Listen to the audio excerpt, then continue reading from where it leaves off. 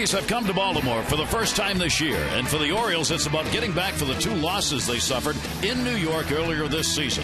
For the O's to compete, got to get those bats going. Big house coming up. O's Yankees.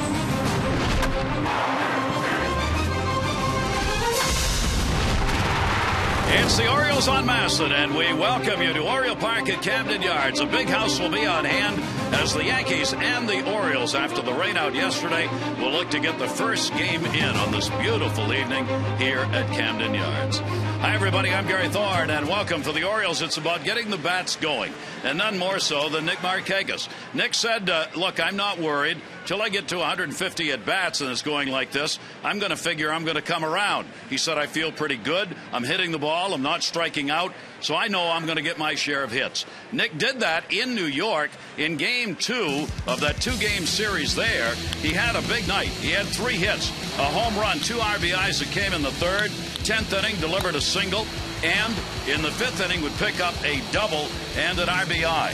And Nick Markakis, as the skipper likes to say, has a pretty good track record when it comes to his work at the plate, Mike. Yeah, he does have that. If you look at his lifetime numbers, he's a .298 hitter. He's going to end up somewhere between 190 and 200 hits before it's all said and done, and just depending on how many home runs he's going to hit. But let's look at the numbers against these feared Yankees. .316 overall. Seems to rise to the occasion when he's playing in New Yorkers. On-base percentage close to 40%, and slugging percentage also goes up against the Yankees. So he's one of those guys that likes to play in this division and likes to play against the best. And it is the middle of the order they're looking for. Obviously, Nick Markakis not the only one. Derek Lee would like to get that bat going, and the Orioles need those RBIs. Yeah, it's the RBIs from the middle, and they feel it's somewhat of a chain reaction with Nick not hitting, maybe Lee not hitting. They're not pitching to Nick, and it kind of rolls its way through the lineup. And this is a lineup that needs to score 4 or more runs. We talked about the numbers. When they score 4 or more, they're 7-2. All right, and the starting pitching, that has been pretty darn good for the Orioles. And the same starter who was going to go yesterday,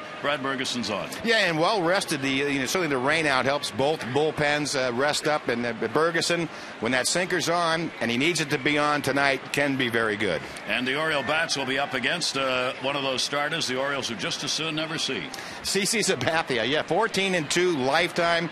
You see his numbers here at Camden Yards, 8-1. Last year he was 5-1 against the Orioles. The numbers go on, and he just seems to be on, and he's another one of those tough lefties that the Orioles need to handle. He has been battling the flu, so we'll see whether or not that influences how deep he can go into this ball game. We are ready to go. The Orioles take the field. Great to have you with us on this night for baseball. First pitch coming up when we come back.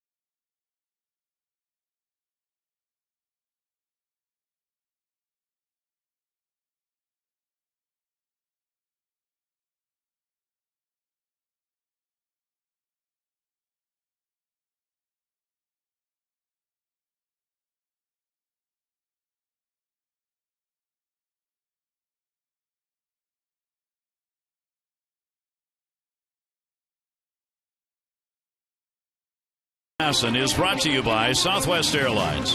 Find our fares online only at southwest.com. And it is a gorgeous evening. What a change from morning to night on this day.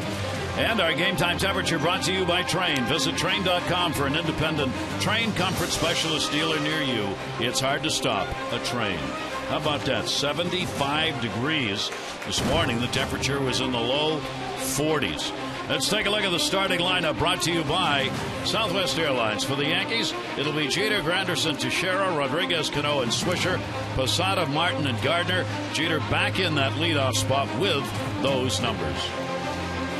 Tonight's scouting report is brought to you by AFSA. Visit AFSA.org, the Association for IT Pros. And for Brad Bergeson tonight, it'll be to nail that corner. Powerful club in the Yankees. Only Boston has allowed more home runs to an opponent than the Orioles. And quiet Cano, just some astonishing numbers for Robinson Cano against the Orioles. 556, 6 home runs, 12 RBIs his last 13 games here. And he needs to be well-grounded tonight. 60% of the Yankees' runs score on home runs, so imperative that he keep the ball down and get the ground ball this evening. A very tough lineup to face based on how they have done through their first 16 games. Yankees in first place, 2.5 games up in the division. Fans still filing in what will be a big house here at Camden Yards. The Orioles are 8-10. Orioles are 3 games behind the Yankees. And the only 2 games these two teams played, of course, was in New York in a rain-shortened series. And the Yankees won both of those. And we are underway. Jeter will take it for a strike. Jeter's had only a couple of hits in his last 17 at-bats, and he clearly doesn't like the first call of the ball game. Brian Runge, the home plate umpire, strike on the inside corner, and you don't see Jeter react like that very often. He stepped out and just kept looking down. Pitches away. Must certainly be a good omen for Brad Bergeson if he's getting that low strike using that sinker. So it'll be kind of the war from both sides to try to control the low extreme of the strike zone. 1-1 delivery to Jeter. Here's Jeter back in the leadoff spot. Brett Gardner's not hitting, wasn't doing well. He's going to bat ninth, and Jeter, who had been in the number 2 holes, moved back to his old slot by Joe Girardi, the manager, even though his numbers have not been particularly good either. He bloops that one to right, and he's going to get a base hit. Jeter's on with a single.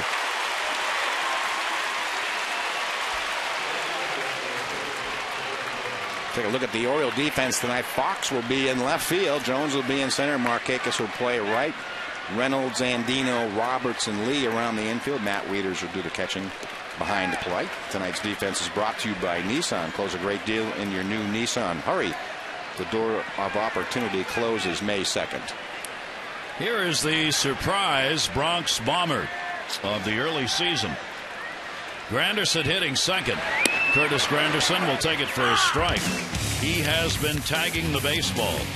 He comes in with that 6-game hit streak, .435 average. Home runs in 3 straight. He's got 6 RBIs. 0-1 count. Delivery to him in the air to right field. Markakis started back. He'll come over and in. A little breeze tonight, blowing out towards left field at the moment from right to left, which may have caused that ball to come in a little bit. Also a tough read for Markakis, sort of the twilight time. That will bring up Mark Teixeira. Teixeira, the switch hitter, with a runner on at first base and 1 down. 316 right, 231 left-handed, but 4 of the 6 home runs that he had picked up from this side of the plate. You see the most players with 4+ home runs entering today's play. Yankees with 6. Orioles have no players in that category. That low strike is being called early on both sides of the plate by Brian Runge. That's a good omen for Brad Bergeson if that is the low extreme of the strike zone. Again, trying to keep the ball on the ground. The Yankees with 30 home runs as a club. They lead the majors in homers. That one is hit in the air to right field and hard back near the wall. Going around to third is Jeter. Here's the throw coming into second base. Not in time. It'll be a double. And Teixeira has a stare down with Andino. Teixeira didn't like the fact Andino was on his back, and they came up nose to nose, and Andino didn't appreciate the way he came out of the slide and said so. And they had words. It'll be a double for Teixeira. Yeah, bullet off the right field. Well, Markakis plays it perfectly at one hopper. Bare hand, little crow hop, and right on the money to second base. And a little bit of a pop-up at the end, and Andino, and as you say, Teixeira exchanging words. In the air to right field, Alex Rodriguez, Markakis, and he can't get it. Jeter will score. Teixeira will score. It's a double, and the Yankees bombing away on Ferguson have a 2-0 lead.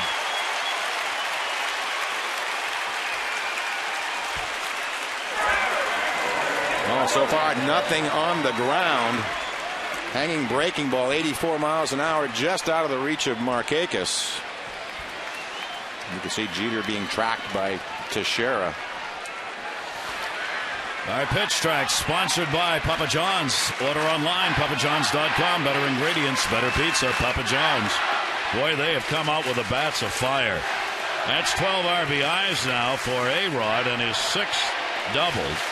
And the Yankees, before you have time to breathe, have 2 runs on 3 hits.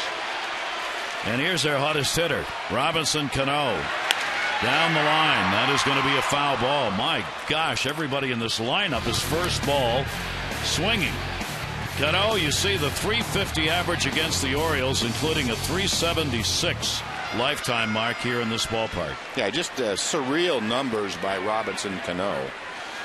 And you get through this part of the order and you say, when's it going to let up? And it doesn't.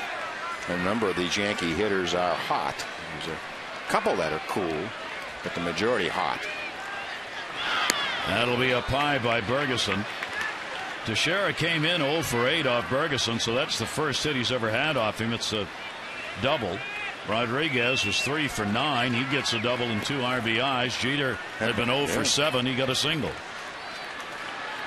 As the Yankees clearly deciding here the way to approach this early on. Hack.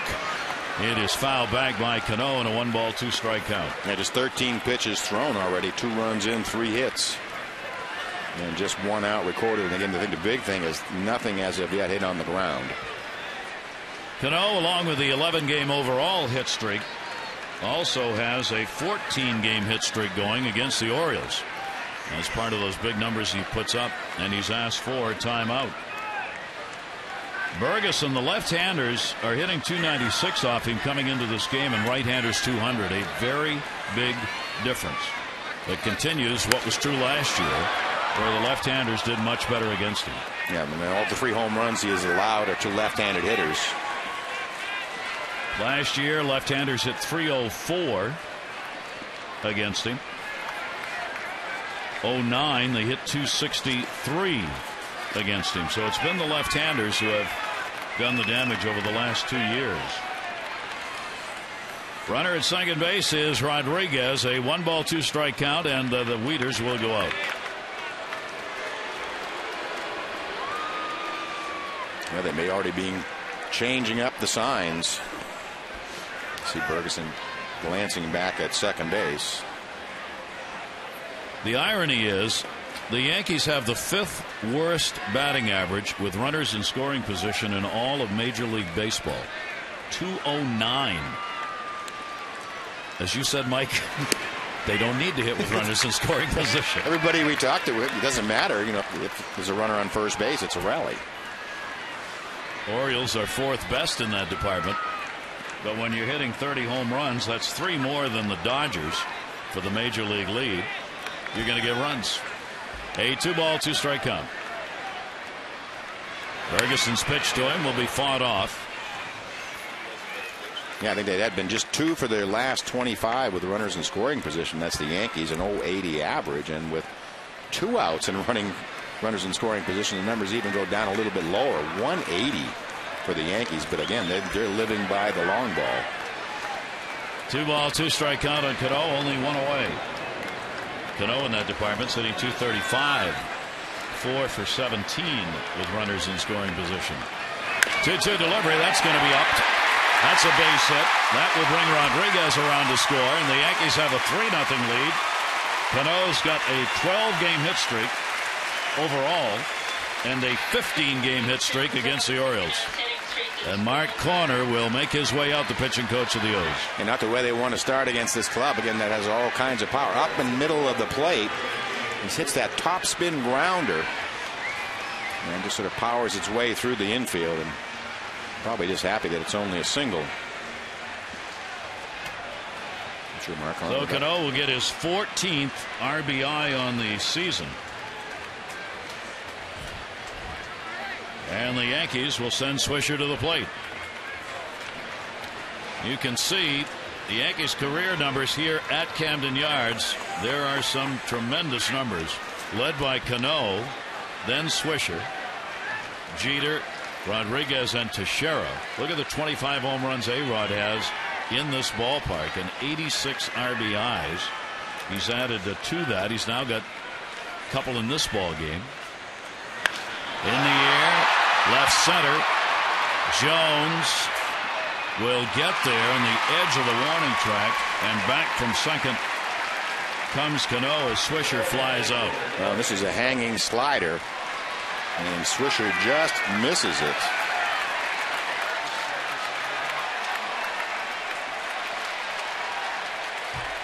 Now 2 down, and here's Jorge Posada. Posada, you see the solo home run off Greg to tie the game. 5 of his 8 hits have been home runs this year, as he adopts to the designated hitter role on a full-time basis. He's had only 2 hits in his last 17 at-bats. And he'll take the pitch for a strike. All of his hits have come from this side of the plate. He's 8 for 35 left-handed, 0 for 15 right-handed. 5 home runs, 9 RBIs, hitting lefty. Runner at first base, 2 down. Here's the 0-1.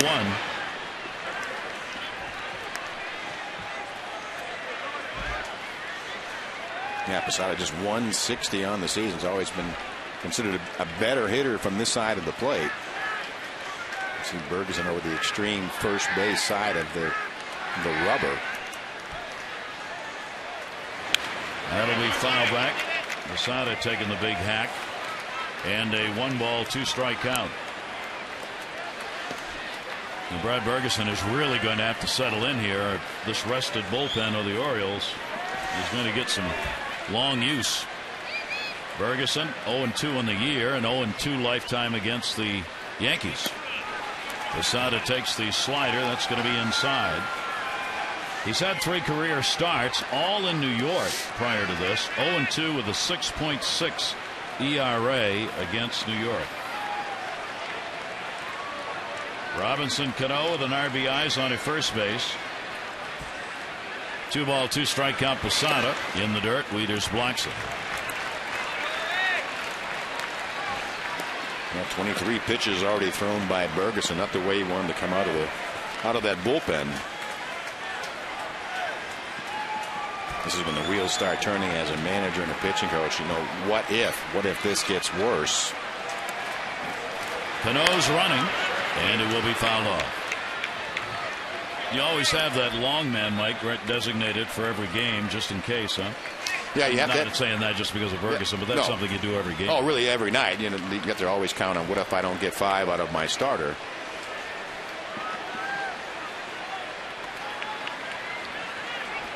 Cano back to first. There he goes. 3-2 down to first foul. And this is if you are that long man in the bullpen, you start getting a little bit nervous. So really fighting off pitches as well as getting hits and hitting the ball hard. 25 pitches thrown now by Bergeson in the inning. Yeah, he was just so quickly into the stretch position. That's the thing when you warm up for a start at the major league level. You warm up for 15 minutes, probably 12 that you do from the windup because you're an optimist, and work out of the stretch. And when the worst thing's going to happen to you, just get in that stretch quickly. And Posada goes down swinging. So he gets the big strikeout, but the Yankees will get 3 runs in the early 3-0 lead.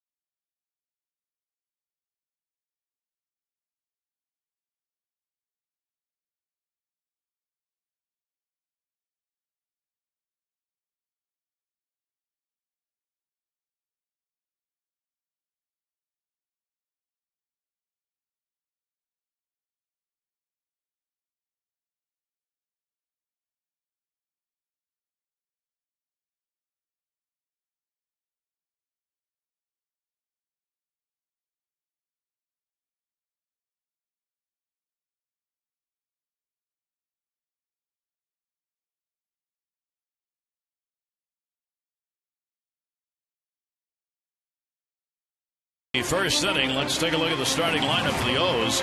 Brought to you by Southwest Airlines. Roberts, Markakis, Lee, Guerrero, Jones, and Reynolds, Wieters, Fox, and Andino.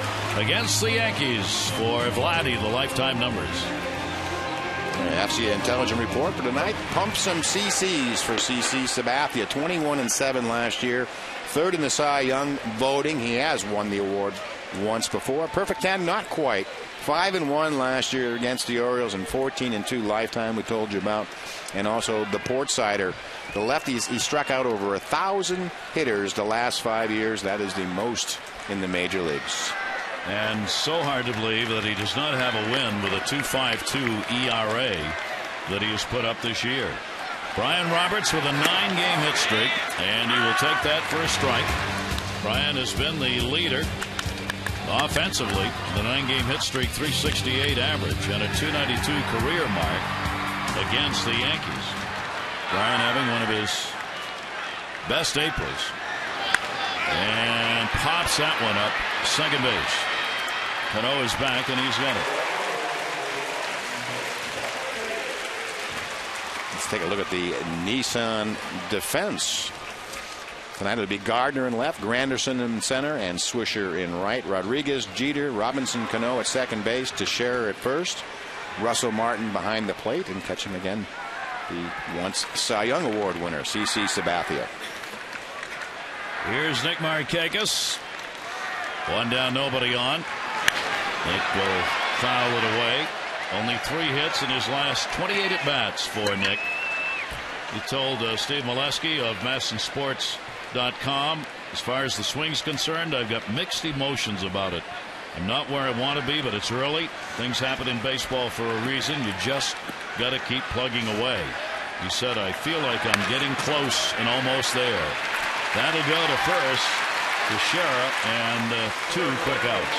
Yeah, what seems to have happened, though, during this streak is they're doing a lot of rolling over and hitting ground balls to second and first base. And, you know, baseball players are a superstitious lot. And you can see tonight, Nick clean shaven. This time you let your hair grow a beard. One of the indications I can always remember of Rafael Palmeiro, when he's in a slump, he was always looking kind of scruffy. And when he was hot, he was clean shaven. So maybe an indication. You try anything, right? And try anything. Here's Derek Lee. Lee against Sabathia, 4 for 12 in his career. Also struggling in the lineup. 1-0 count. He went 1 for 9 against the Yankees in that first series in New York. Well, the Orioles already have 2 doubleheaders that are going to have to be played against the Yankees, with the rain out in New York and the rain out here last night. Number of doubleheaders being played around baseball today because of that storm that went through about half the nation last night and canceled games. That pitch is a strike call. Lee going, what? That's been a larger, rather expansive strike zone. We've seen one up and away now to Derek Lee. You see Russell Martin pull back, and we've seen the first pitch of the game. So hasn't quite settled in. Maybe Brad Bergeson hasn't, neither has the strike zone. 2-1 delivery off speed. That's on the outside corner. Good changeup. And many say, Mike, this is his best pitch now. Yeah, they're saying this is the difference. You can see that circle change grip in his glove. And a pitch he really has only added and maybe mastered over the last couple of seasons. Here's the 2-2 delivery on the way, and Lee will take it up high. Against Sabathia in the previous 4 starts, left-handers 167. Right-handers, though, 308. So the right-handers have been able to get to him a bit with the average. Only 1 home run surrendered, and that was to a right-hander. 3-2 delivery.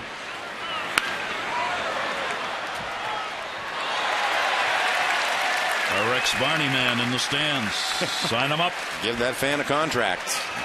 There's that circle change-up grip again.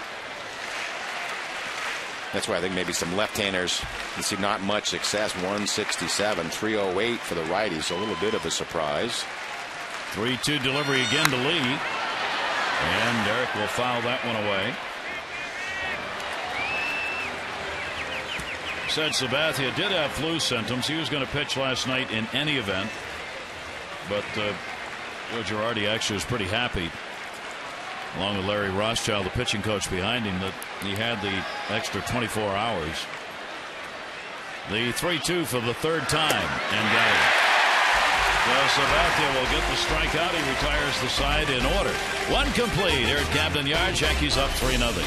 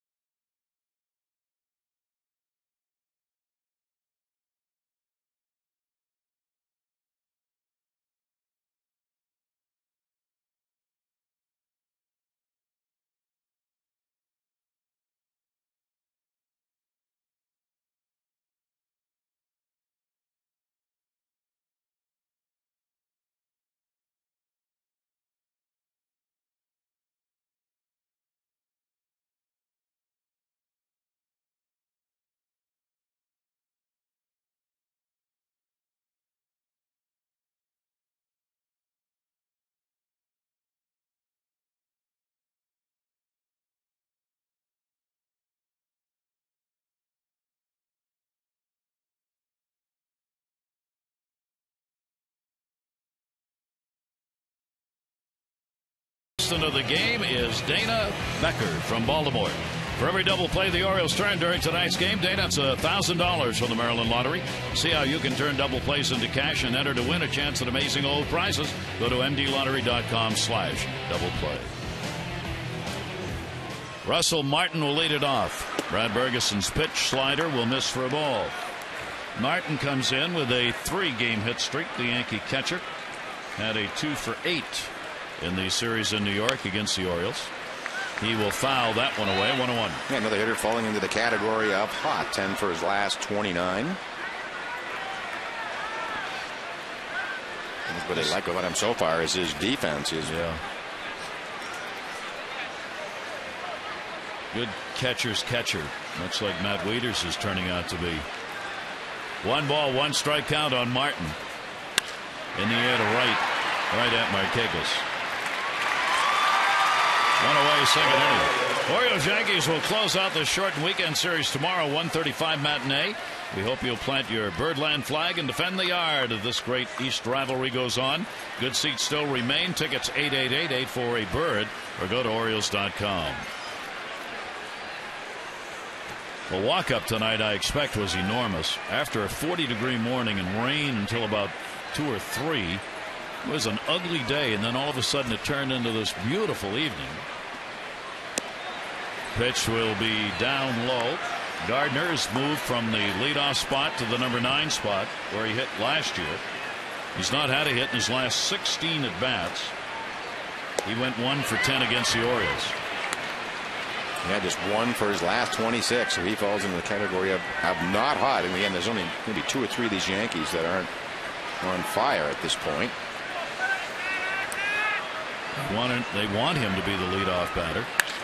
And he's got a base hit. So there goes the 0 for 16. Jones up with it. He's going to try for 2. Here's the throw, and he's got it.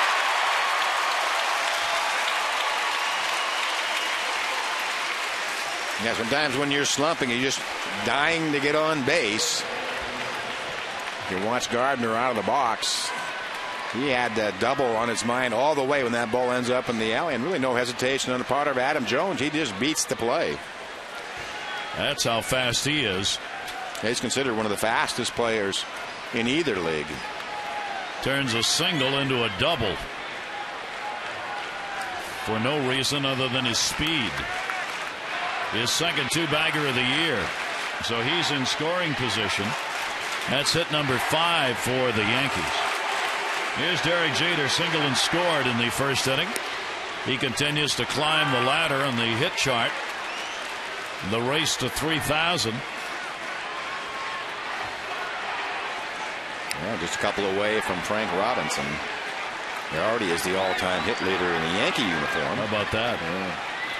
Who would have thought somebody over the years would have had 3,000 hits along the way? Off Ferguson in New York, and he's not been happy in his 2 at-bats with the strike zone of Runge, and he again turns around and talks to him. Well, that's always been the spot for Derek Jeter, down and under his hands. He likes the inside out the balls. He does it so well. That's about the only pitch you can't do that on. You just can't get your hands that low. 2 strike count, 1 down. Tremendous speed at second base, as you saw in Gardner. And that pitch will miss down low. Jeter taking it. It'll go to 0-2. Brad Bergeson, you see through the lineup, and it is the second time through now. Not good. No, those numbers keep escalating. I'm sure third time through, just not that many at bats there, but it does tell you when they get a look at him. Jeter to first, and his short hop. Gardner goes back to the bag. Lee will get the out. Gardner could not take off because he wasn't sure if that was going to be caught or not. Yeah, that was unfortunate for the Yankees. Couldn't tell if it was going to be a line drive caught in the air, and unable to advance to third base. Well, I guess with his speed, maybe it doesn't make that much of a difference. So Jeter retired. Now here is Granderson. Curtis Granderson tied for the lead in home runs with 6, with Carlos Quentin, Kendrick, and Teixeira, his own teammate, along with Beltre, coming into today's play. And a 1-0 count on him.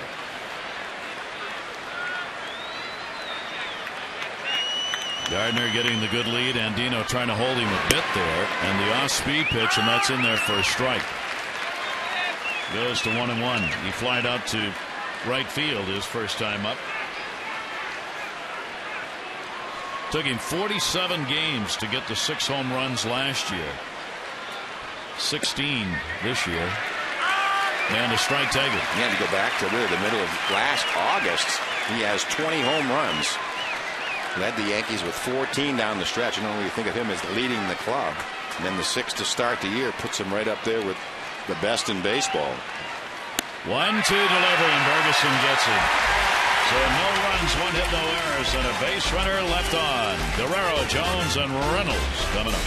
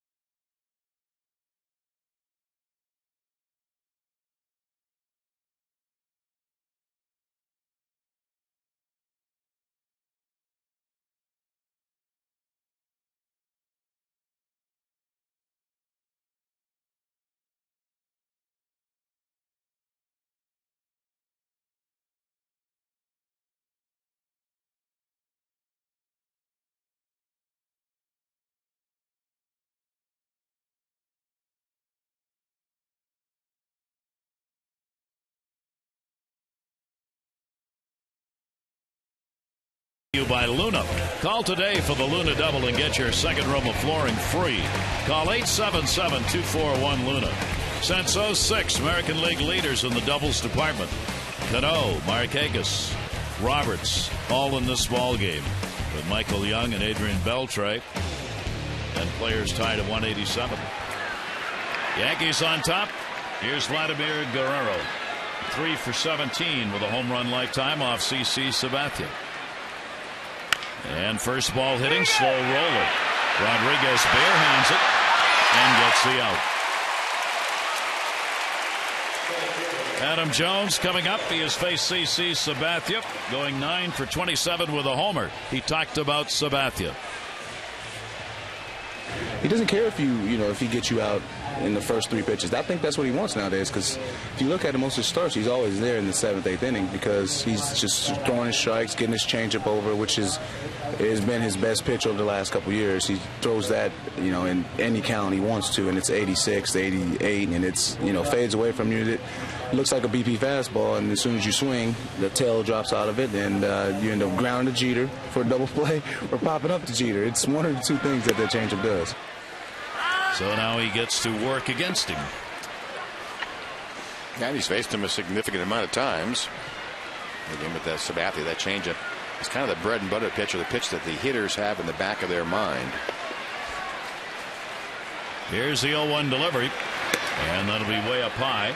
Sabathia's walked 9 in 25 innings coming into the game, striking out 23. Last year he had 197 strikeouts in 237 innings. Good numbers against Sabathia. For Jones, but as we said, not for the Orioles. He's 14-2 against the O's. In the air to right near the line. Swisher. Cano. Swisher. 2 down.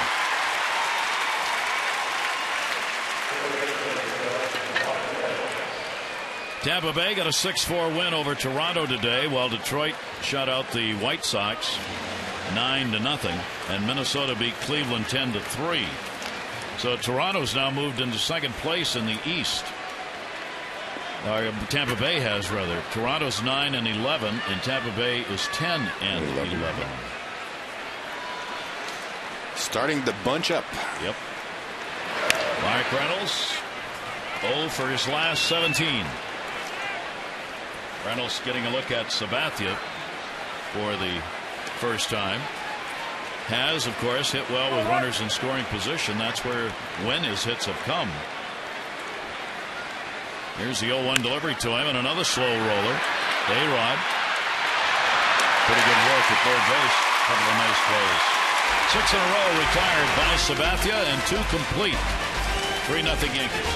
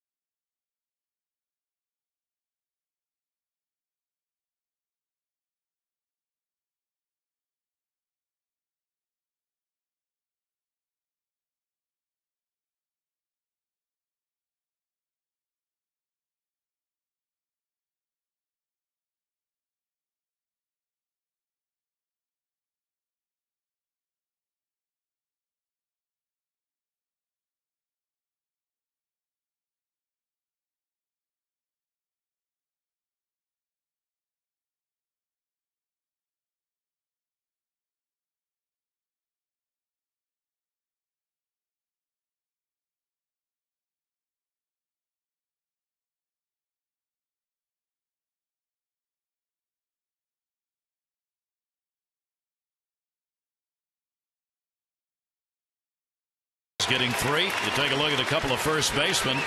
Teixeira on the left and Lee on the right, and the numbers. Yeah, pretty amazing numbers. You can see their batting average about 3 points apart. Home runs, not that big of a difference. Lee again with about 500 plus more games. On base percentage pretty close. And I think the thing that's also adds to the value of these players is 4 gold gloves by Teixeira, 3 by Derek Lee. Matter of fact, Teixeira has the highest fielding percentage at first base. Roberts, can he get him? Long throw. Got him. Good play by Brian Roberts. The Orioles had the shift on, playing Roberts in shallow right field, and Teixeira, who had doubled his first time up, is retired. Yeah, headed right towards the middle, and Roberts gets enough on the throw to just beat Teixeira by half a stride. Very close play. Angel Campos down at first base. Good call by the umpire. He had that one. Here's Rodriguez, 2 RBI double his first time up. A-Rod's first ball hitting in the air to shallow right. Roberts out, Markakis in. Markakis calls. The Yankees, a team along with the Red Sox noted for taking more pitches than any other two teams in baseball, have come out in this game just hacking away. Yeah, you don't know if it's a day off and they're feeling a little frisky, or that is part of their scouting report against Bergeson. That, look, you're going to get something straight and early in the count. But you're right, and that was pretty much right down the middle for A-Rod.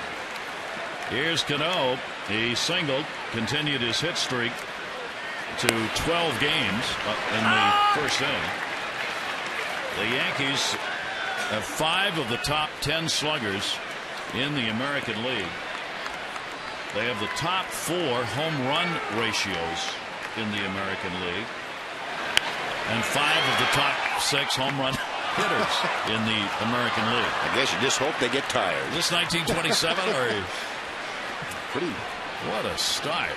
Pretty good example. This is a club that last year led the league in runs with 850. They're really not scoring as many runs as they can because they haven't been getting on base as much or hitting with runners in scoring position.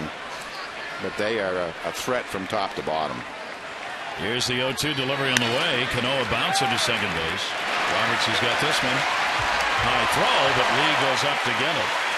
And Ferguson retires the side in order. Now time for the O's bats. Wieters, Fox, and Andino.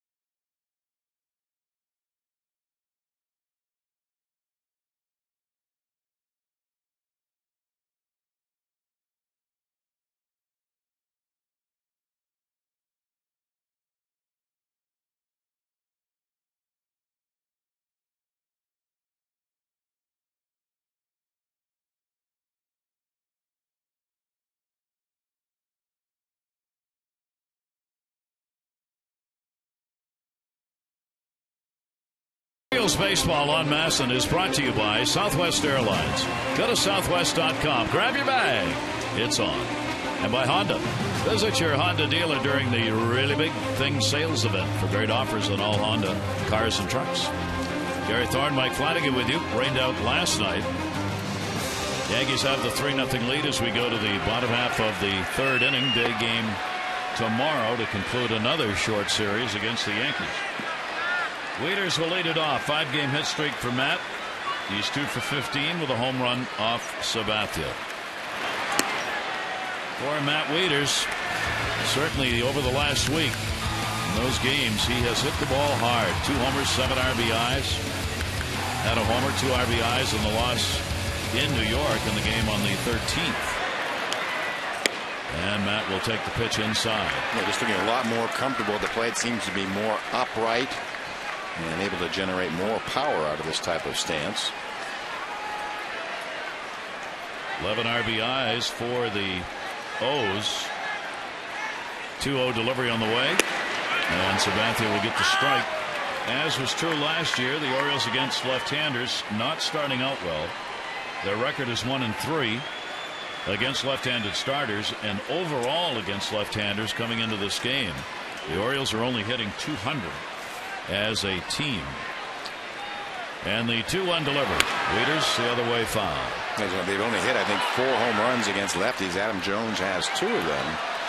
And only 2 hitters in the lineup, really, Andino and Guerrero, with no home runs, have the highest average, but most right around 200 or below.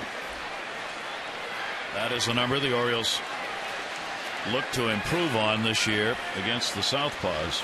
I think with the addition of Lee and Reynolds, and they thought they had it taken care of. And may still, but we'll see. Eric Lee's bat, as we said, has been cold. So has Reynolds. 2 ball, 2 strike count on Wieters. Fox and Andino against CC Sabathia in the inning. Wieters on the 2-2 changeup breaking ball. Yeah, I think it's really mostly fastball changeup tonight, but this is a pretty good breaking ball to take out of the arsenal. Throws a beauty 2-2. There's a strike and seemed to catch Wieters a little bit unexpected one-handed swing. Not fair. Not fair. Unless you're the pitcher. Unless you're the one throwing it. Yeah. Made it look awful easy. There's Jake Fox getting the start in left field. That'll go to short. Jeter.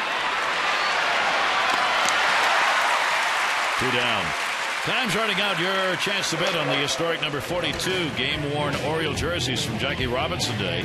Each autographed by the player who wore it. Proceeds to the Baltimore Orioles Charitable Foundation and the Jackie Robinson Foundation.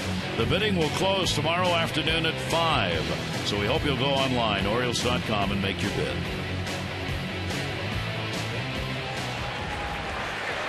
Robert Andino, 3 for 8 home run off Sabathia. Hot bat, so he keeps starting at short, and that'll be a strike in the inside corner. He's one of the few, again, Oriole hitters that are hitting against left-handed pitching. 3 for 10 is Andino. 3 for 8 with a homer against Sabathia. He sits safely in 4 of the last 5 and had 3 straight multi-hit games for the first time in his career. Tried to jump on that one and missed it 0-2. Yeah, 94. So it got away from him. It ends up and away from Andino. Again, that fastball changeup combination deadly. Sabathia with a 2-strike. And Andino on that cut pitch inside is gone. So Sabathia goes through the lineup, retiring the first 9 faced 3 strikeouts, and the Yankees have a 3-0 lead.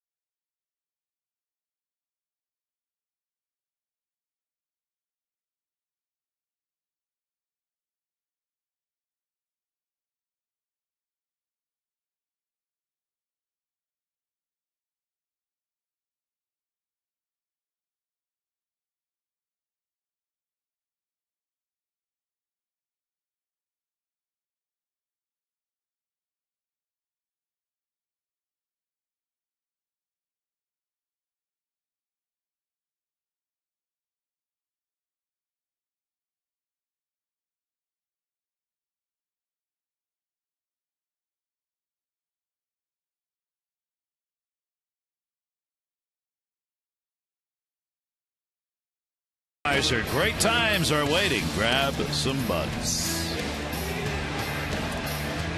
Orioles want to grab some hits. Ferguson retiring the side in order in the third inning. Will go against Swisher, Jorge Posada, and Russell Martin. 3-5-0 for the Yankees, and zip on the board so far for the O's. Yankees have won 6 of their last 10. The Orioles 2 of their last 10 ball games. Swisher flied out to center his first time up. He comes in with a 5-game hit streak. 2 for 7, lifetime off Brad Ferguson, who gets a strike. A little bit better results the last couple of innings for Ferguson, getting some ground balls finally. Started the windup, decided against it, so Swisher will back out.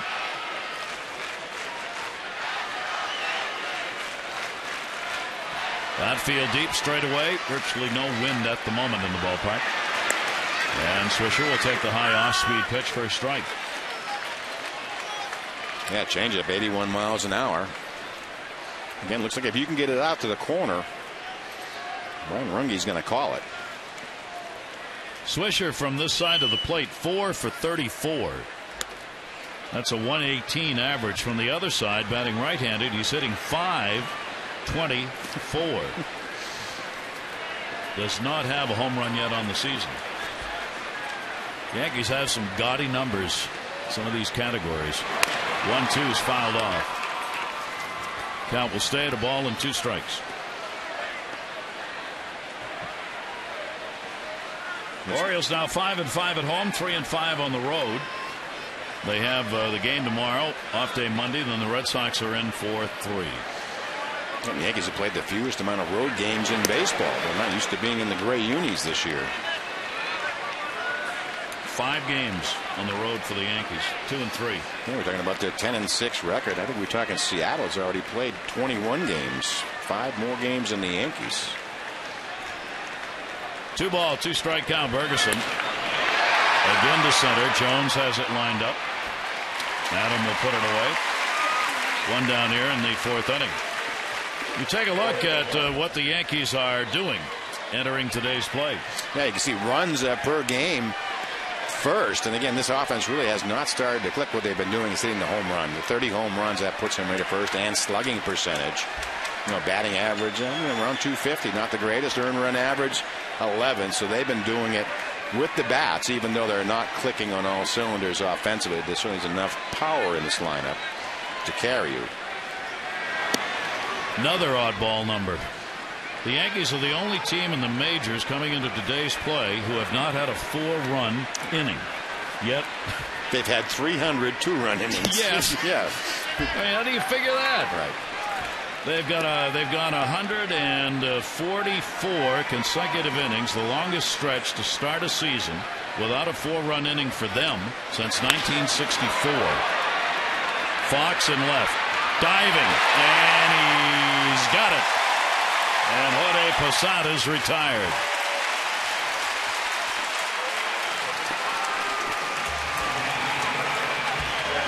Well, big smile on the face of Jake Fox. Backhanded play. And had it all the way. Full extension to the backhand. A perfect impersonation of Bobby Orr in a game-winning goal. It looked pretty good, didn't it? Yes, it did. In front of the net. Flashbacks. And a strike to Russell Martin. Martin flying out to right field his first time up. He has gone 2 for 9 in the 3 games against the Orioles so far this year.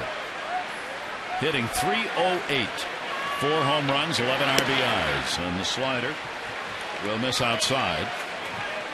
Brad Ferguson set the side down in order in the 3rd, trying to do it again here in the 4th inning.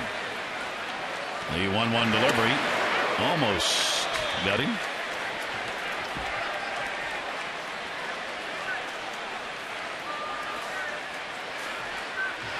With that running fastball right in at the knees of Russell Martin. Martin may know about Bobby Orr, born in Canada, Ontario, right? Russell Martin, yeah. Yep. That was his hero.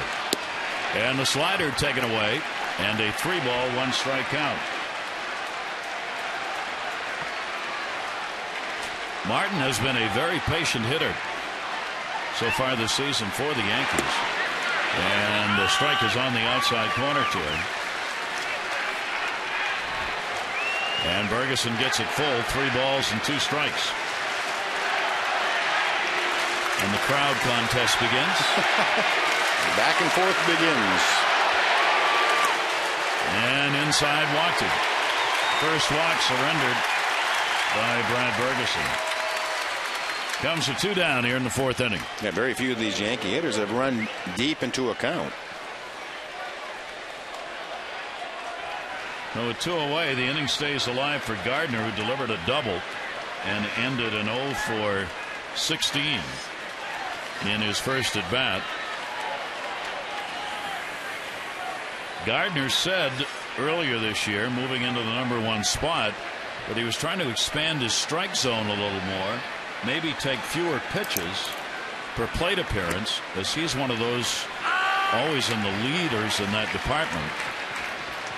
See, he's taken 4.1 per plate appearance this year, tied for 3rd on the Yankees, and only a little behind what he did last year. So he's still taking the pitches, but he's just not getting the hits. And the 0-1 breaking ball is a strike on the inside corner, and he goes to 0-2. There's been somewhat of a change in the approach. There's been some talk about maybe he doesn't bunt enough, maybe he doesn't work the count enough. But I think it's been more about results, and they've been really feeling for the ball more than hitting it. Here's the 0-2 delivery to him, and that's going to be up high. Matt Wieters wanted one away and up just to see if he'd chase it. Gardner with 3 hits and 6 at bats off Brad Ferguson, lifetime.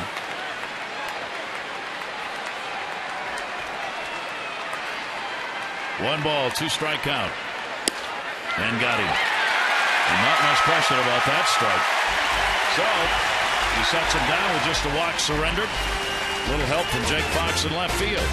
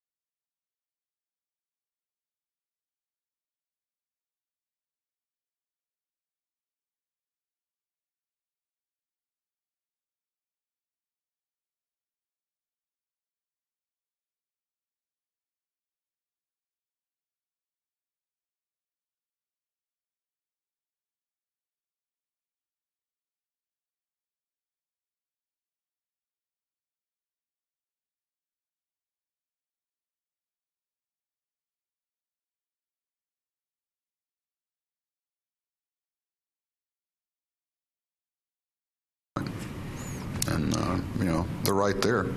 Certainly we play everybody enough. There's not any secrets in the division.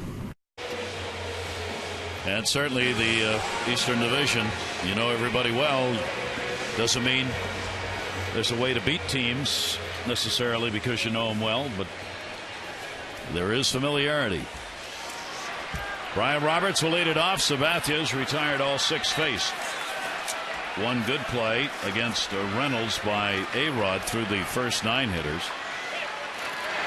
No walks, 3 strikeouts for Sabathia. And really, so far, it appears to have everything working. The fastball, the slider, which he's really used once he gets ahead, and the straight changeup are all there at his disposal. 23 strikes, just 6 balls so far thrown by Sabathia. Another off-speed breaking ball is in there. You said Brian has been one of the leaders in the ball club. He's tied with the hit lead with Guerrero coming into the game and leads in RBIs with 14. Most Bryans ever had in April, 26 RBIs back in 05. That pitch is eating him up. I think you go back to the at-bat by Matt Wieters and that slider once he got ahead. Now he's realized this may be his best pitch tonight. This is what good pitchers do. I don't think he was anywhere near his radar the first couple of innings. He threw a couple of good ones. Now it's turned into a great pitch for him. Certainly when he gets ahead, he's getting it over and has great late bite. Here's Nick Markakis. He grounded out. Nick had the good series in New York when he went 3 for 9 with a home run in the 2 games against the Yankees. Markakis with 1 down and nobody on. A lifetime .304 hitter against New York pitching and has 12 lifetime home runs against the Yankees. And the Orioles just hoping sooner than later that Nick's bat gets going, as it invariably will. And a chopper towards second base. Cano's got that one. And there are 2 away. CC Sabathia, when he's on the mound, gives his team a pretty good chance of winning. You look in the 2010 season, the team record when these guys started games, even if they didn't get the win themselves. Price with 23, Wilson 24, 21 with Cahill, Phil Hughes with 20 and now struggling. Clay Buchholz, the Red Sox went 19-9 when he started, and CC Sabathia, team went 23-11 in his starts. He won 21 of those 23 games. Well, those are pitchers who just hold you in ball games. Whether they end up winning it in the end, the team usually does. He's usually out there for the decision. A 1-0 count on Lee. And Derek rips it into left field, and there's a base hit, the first for the Orioles. 11 in a row retired before the O's could get one, but they do right there. Yeah, no doubt about a clean single by Derek Lee. It's a little shake of the head by Sabathia. He knows he has good stuff tonight. So he wanted this ball away. You see a cut to the down and in. And just a clean single to left. Well, Sabathia will have to face Guerrero. Guerrero grounded out his first time up. But he's got a 3-game hit streak coming into this ball game. And will take the fastball up high. Last 3, couple of home runs, 5 RBIs, and has driven in 9 runs in the last 14 games. Average now up to 276. Guerrero down to third, played by A-Rod to Cano, and that's the force out. No runs, 1 hit, no errors, and 1 left on base. Orioles get the hit, but can't push anyone across.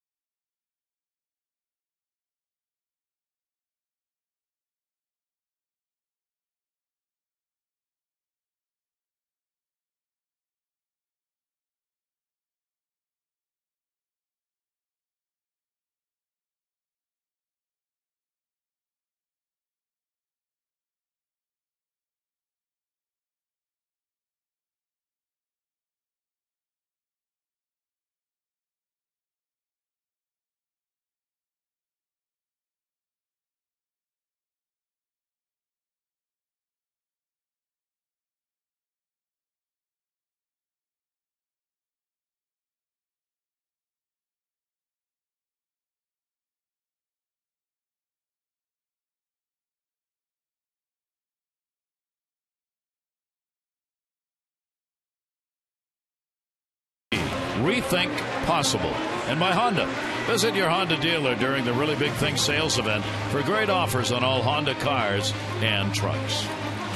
Gary Thorne, Mike Flanagan, and our great crew on hand here. Big crowd on this beautiful Saturday night. 75 degrees when we started. In the first inning, lickety split. 3 runs on 4 hits for the Yankees. 2 RBI double by A-Rod and Cano, an RBI single, and they came fast and furious. Ferguson has settled in since. Chopper to short, Andino. Oh, yeah, look what I got. You're out. Oh.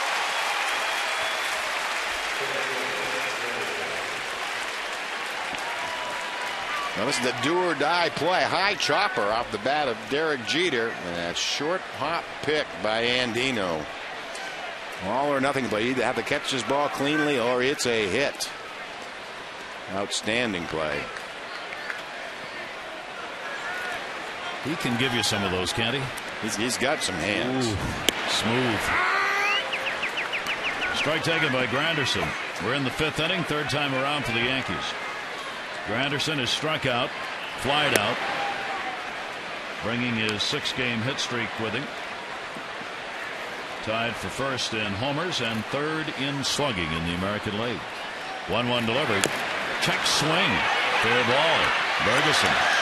2 down.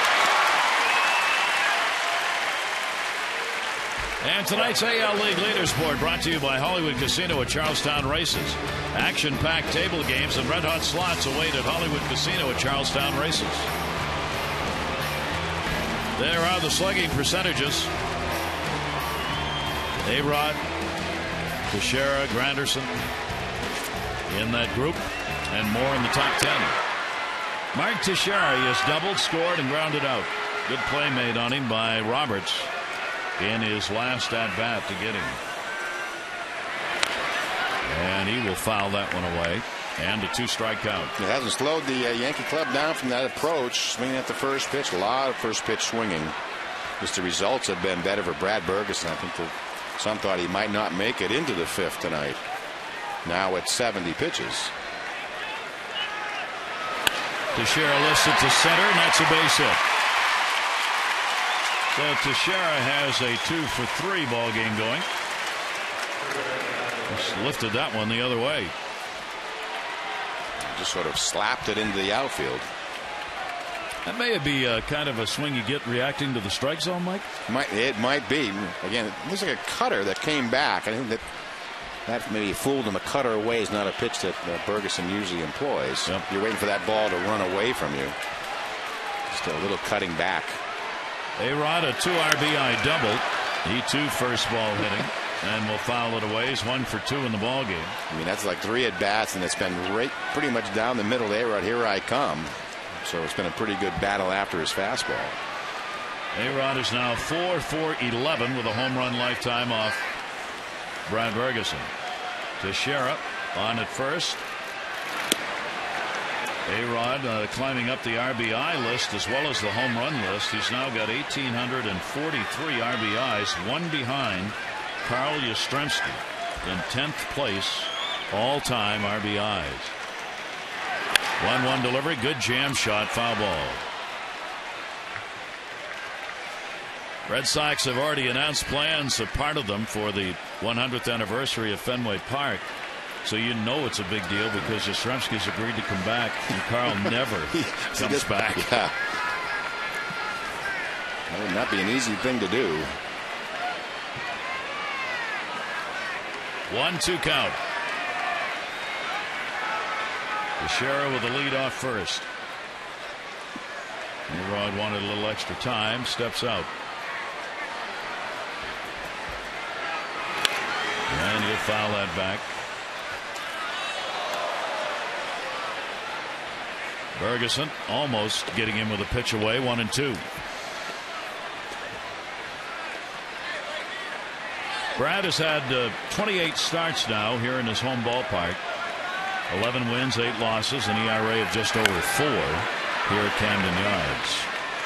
That one off Rodriguez, and will hold the count at 1-2. Yeah, that's his best sinker. When he can run it down and in to these right-handed hitters, they can't do much with it. See the numbers: pitch 1 through 75, below 200, and 2 of the 3 home runs allowed. But that's the pitch that came inside out and get the barrel to. 1-2 again, and that will be inside. 2 ball, 2 strike count on Rodriguez. Teixeira with a hit on at first base, the 6th for the Yankees. They lead it 3-0. Center field hit hard, but right on Adam Jones, and he's got it. No runs, 1 hit, no errors, and 1 left on base. Robert Andino. Gotcha.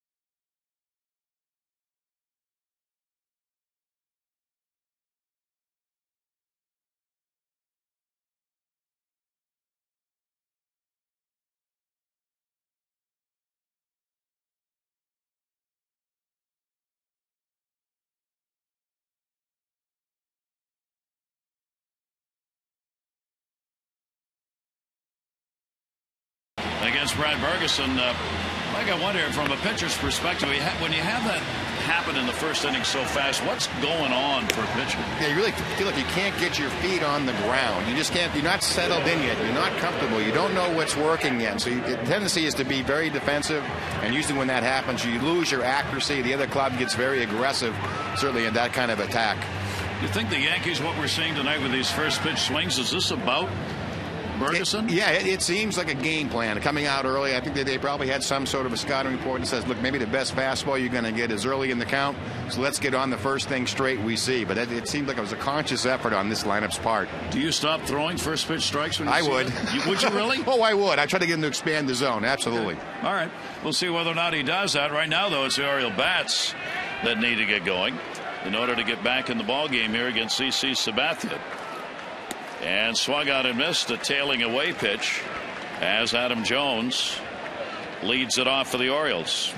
Jones has flied out, 1 hit, 9 at bats in the 3 games so far against the Yankees. Sabathia with the 0-1 delivery, and that is the strike on the outside corner. Home plate umpire Brian Runge has that late call. You kind of have to take a beat. He, I think, verbally gives it and then gives you the hand signal.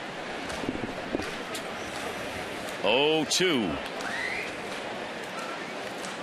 And that'll be fouled back by Adam.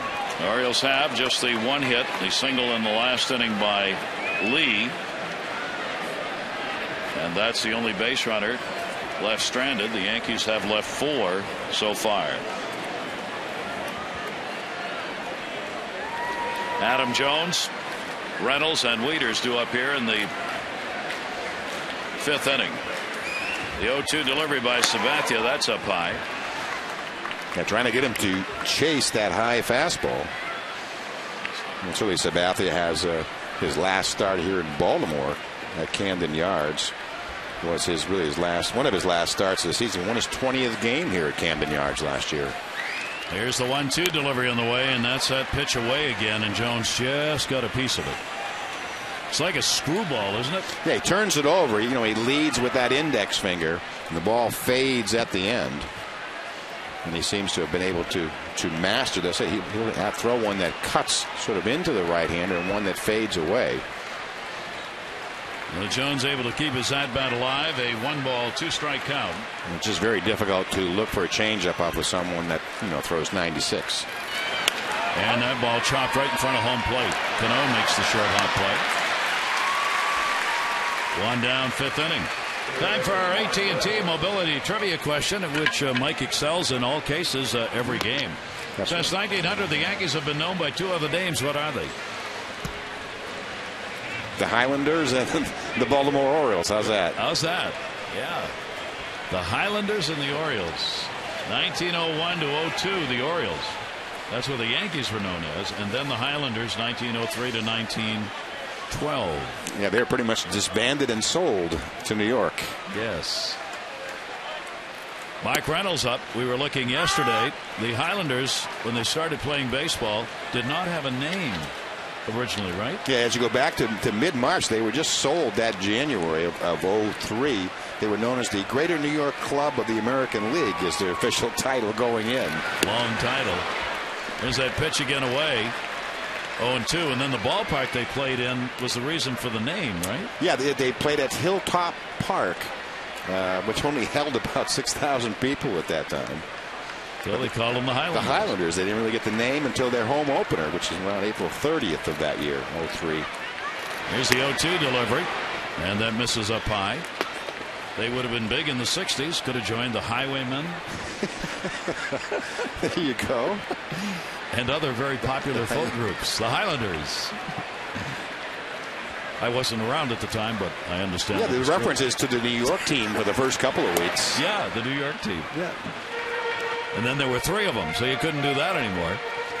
A 2-ball, 2-strike count.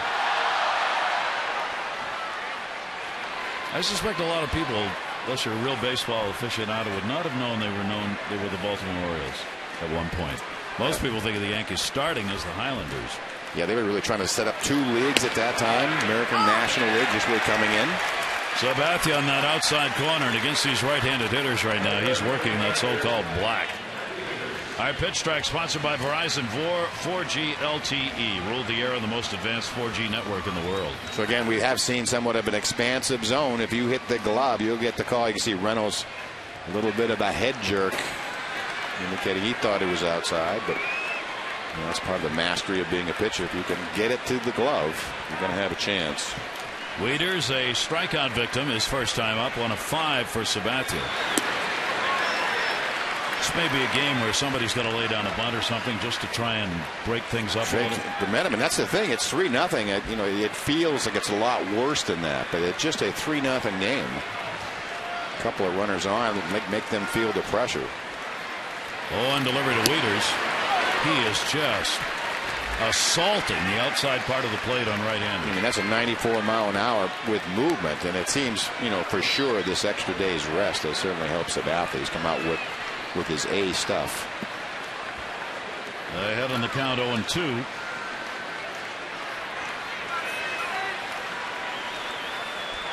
Wieters waiting on it, and he's gone. 6 strikeouts for Sabathia, 2 in the inning, as he sets the side down in order for the 4th of 5 innings.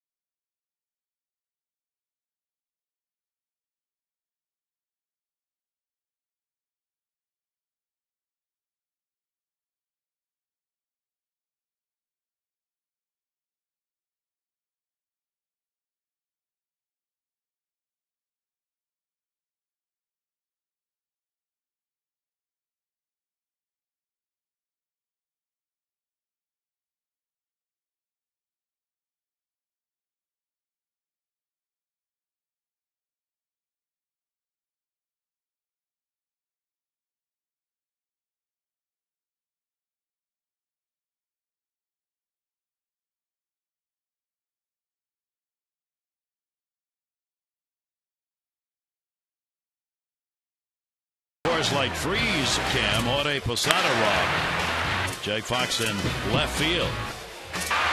And a diving catch. Coors Light Freeze Cam brought to you by Frost Brewed Coors Light. Trying to keep some at-bats going for players who are not in the lineup every night, Fox being one of those. As Torres was supposed to be going in and out with Andino at short, but Andino's been so hot. Yeah. Keep him in. Offense and defensively, he's played well. Robinson Cano will lead it off. We go to the 6th inning. He's 1 for 2 with an RBI base hit. And a 12-game hit streak now. Ryan Ferguson on the mound, a walk and 3 strikeouts. Ferguson in his 2 other starts against Detroit, he worked only 3 2/3 innings, gave up 4 runs and 5 hits, and then against the Indians on the 17th, worked only 5 innings, giving up 3 runs on 6 hits. So he moves here to the 6th. Cano towards the hole. He's got another hit.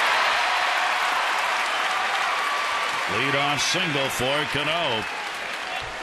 Well, following the day off on Monday, the Red Sox will be coming to Camden Yards for a 3-game set. You can defend the yard in another East showdown. Seats still remain, but won't last. The games are Tuesday, Wednesday, Thursday nights. You can get your tickets in advance, 888-848-BURR, to go to Orioles.com. So Ferguson surrendering his 7th hit. Nick Swisher has flied to center twice, hit the ball hard both times. 2 for 8 lifetime now off Brian Ferguson. And away for a ball. It just seems like Ferguson's been able to settle in, even though he's only had one, 2, 3 inning. And he really hasn't changed his plan either. He's trying to throw strike 1 to each of these hitters. He hasn't been in very many poor counts. Outside with that, and a 2-0 count on Swisher. Only 1 walk surrendered so far. That went to Russell Martin in the 4th inning. Cano's on at first base, leadoff base hit. Leadoff man on twice in 6 innings for the Yankees. 2-0 delivery, trying to get that outside corner and misses again, and the count goes to 3-0. Yeah, he's trying to stop Swisher from pulling the ball through that hole with Derek Lee being held on at first base with Robinson Cano to take a shot at that hole. Anything middle in. And walked him on 4 straight. And that is not something he wanted to do. 2 on and nobody out. Let's take a look at this date in baseball. April 23rd, 1939. Alejandro Carrasquel with the Senators, the first Venezuelan to play in Major League Baseball. For those who remember Chico Carrasquel, this was his uncle. 1954, Hank Aaron, first home run in his 7th Major League game. In 1969, Mike Cuellar won a 10-inning game against Denny McLain. They both had complete games, and at the end of the year, they would be tied for voting in the Cy Young Award, and they met in that season in that great game. Jorge Posada, 2 on, nobody out. That's in there for a strike. First Oriole action.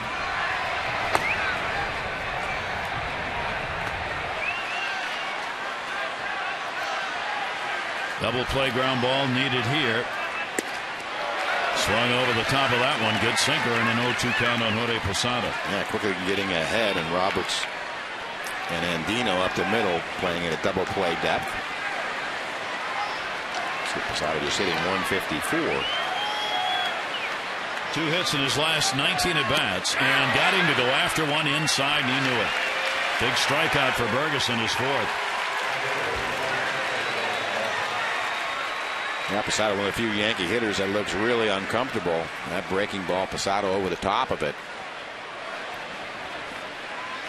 Well, there's one of the outs he needed. Now Martin will come up. Yankee catcher, 2 for 12 with runners in scoring position, and both of them have been home runs. Gee, what a surprise. He'll foul that one back. You can get exclusive O's coverage to your mobile phone. Text Orioles 29292. Message and data rates may apply.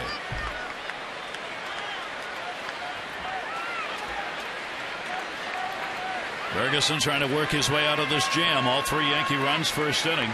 Rodriguez 2 RBI double. Cano the RBI single. Look down to first base. Nobody covering. Lee is moved over towards second. He's well off the bag here as they play the infield. Swing around to pull a ground ball. See where Derek Lee is. How far he is off first. Well, if you're Brad Ferguson, one good pitch, get the ground ball. Yankees have grounded into 21 double plays. The league leaders around 23. But remember, again, the Yankees have played about 5 games fewer than most of the league. So that's a pretty high percentage.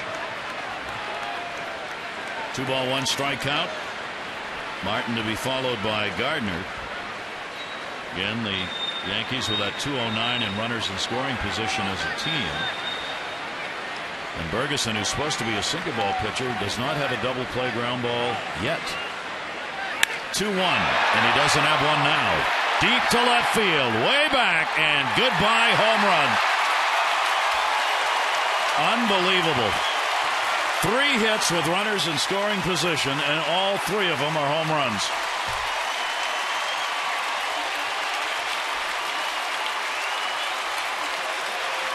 Our Coors Light, cold hard blast. Yeah, 5th home run of the season for Russell Martin, and one of those Earl Weaver home runs, the 3-runner.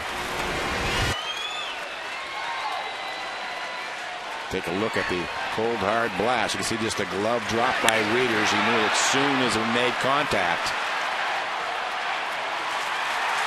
Tonight's cold hard blast brought to you by Frost Brewed Coors Light. And a 6-0 lead.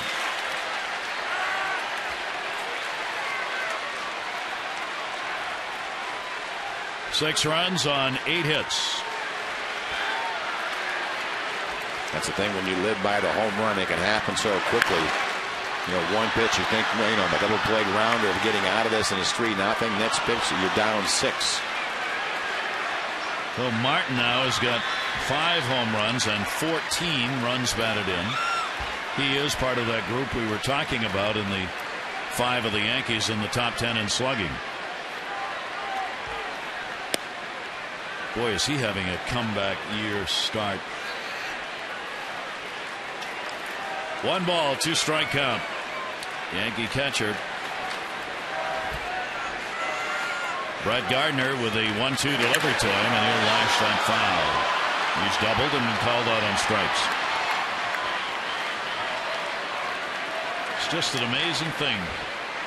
2 for 25 last 4 games. They're 3 for 6 tonight. Yeah, really, the off day really seems to have refreshed the Yankees. You know, from their defense to the starting pitcher to their offense. Just an extra bounce in their step.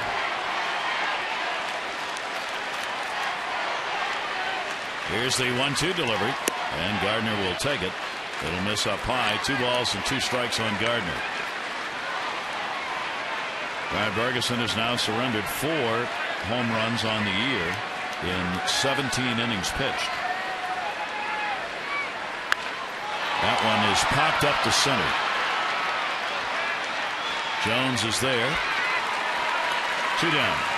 With a cutter, this gets Gardner to fly out.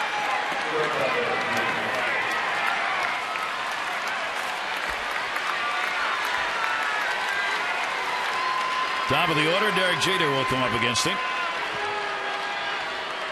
Jeter 1 for 3. His first hit in the first inning kicked off the Yankee 3-run 4-hit inning, and it was his first hit in 8 at-bats against Ferguson. Well, he's now 1 for 10 off the Orioles starter. Reaches for it and fouls it off. Yeah, still just 1 extra base hit on the year for Jeter. What does he need now? 59 more hits to reach 3,000? Quite a milestone. 0-1 delivery to him. Foul back, and he got a real good cut on that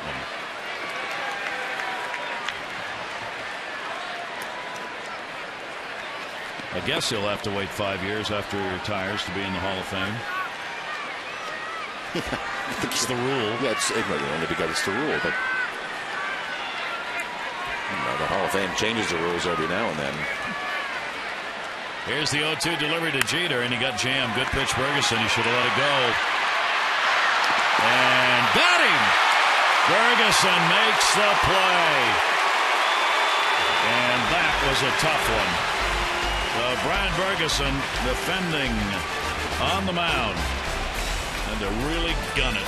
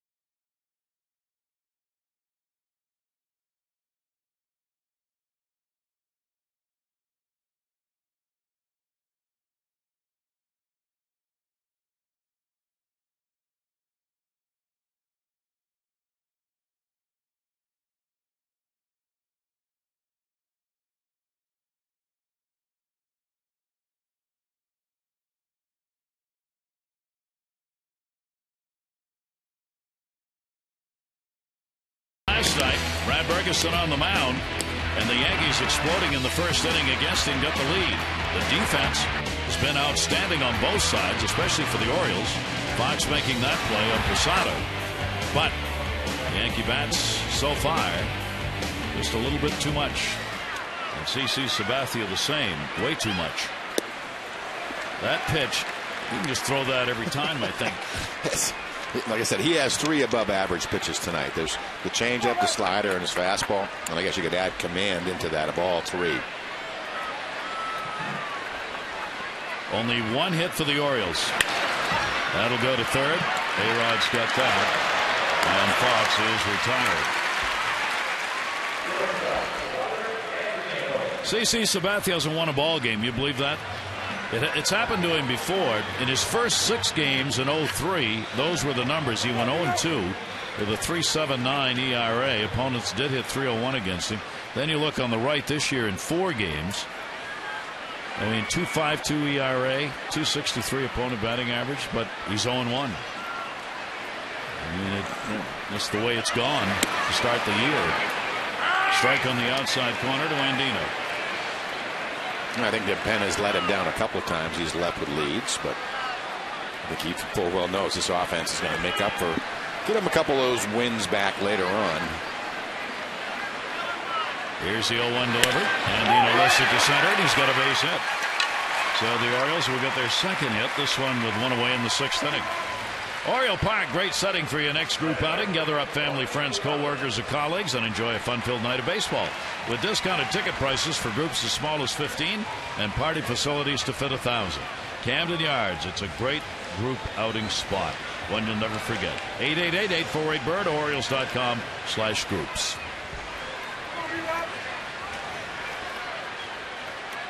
He'd retired 11 in a row before the Orioles. Derek Lee got a single in the 4th inning.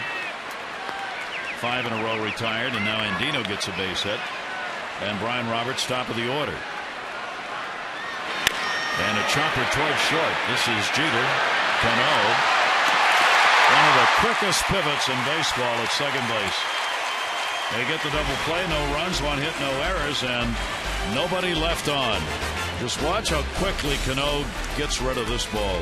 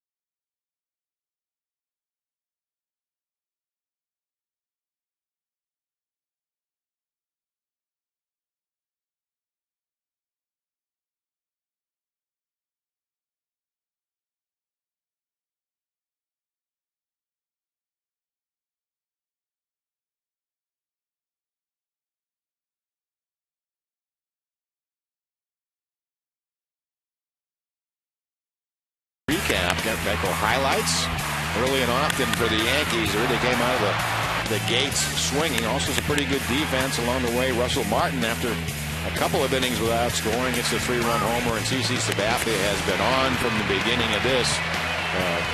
3 above average pitches. So Sabathia, 6 innings, just a couple of base hits, hasn't walked anybody, 6 strikeouts. A-Rod 1 for 3. 2 RBI double in the first to really get that offense jump started. Then Russell Martin adding the 3-run home run in the 6th. And again, the Oriole offense really held at bay. And Jason Burton will come on, make his 7th appearance on the year. Outstanding ERA. See the strikeout walk ratio. It really goes back to that slider, though he has been using his fastball, mixing in a little bit better mix, in my opinion. But he hasn't worked, I think, since last Tuesday now. Pitched 2 innings scoreless Tuesday against the Minnesota Twins. Fastball, slider, combination slider, by far the best pitch. That home run by Martin obviously changes the whole outlook of this ball game for both teams. The Orioles have a long way to go. He got the 3 RBI homer in that 6th inning, bringing home Cano, would singled, and Swisher would walk. 7th inning, and here is Curtis Granderson. He'll go to second. Roberts is there.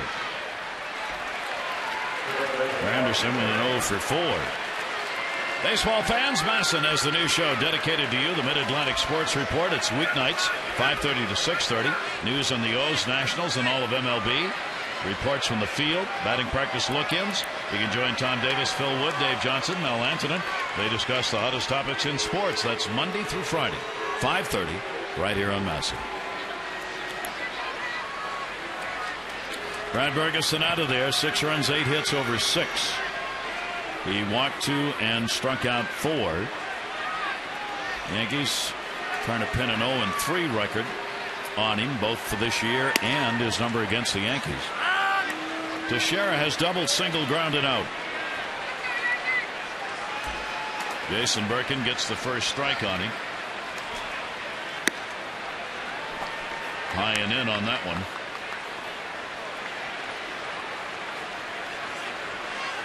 Teixeira 2 for 4 off Birkin. And a check swing that he did not go around on. I was paying attention when Robert Andino got the base hit in the last half inning. See if there's going to be a conversation down at first base with Teixeira about that little incident they had early on in the game. Looks like they patched it up. I'm watching, doing my best to read lips. You good at that? More of a collision. Oh, absolutely. Good. It's the best way to steal signs. Learn to become an expert in the dugout. What did he say? Why do you think pitchers cover their... The other reason they put the gloves up in front of their face. Yeah. And he walked him.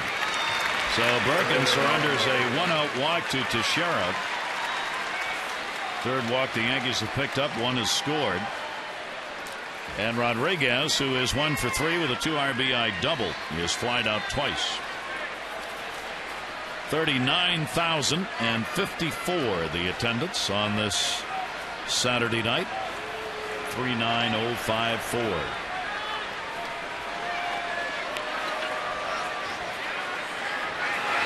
And the breaking ball is on the inside corner for a strike. Orioles down 6-0, top of the 7th inning.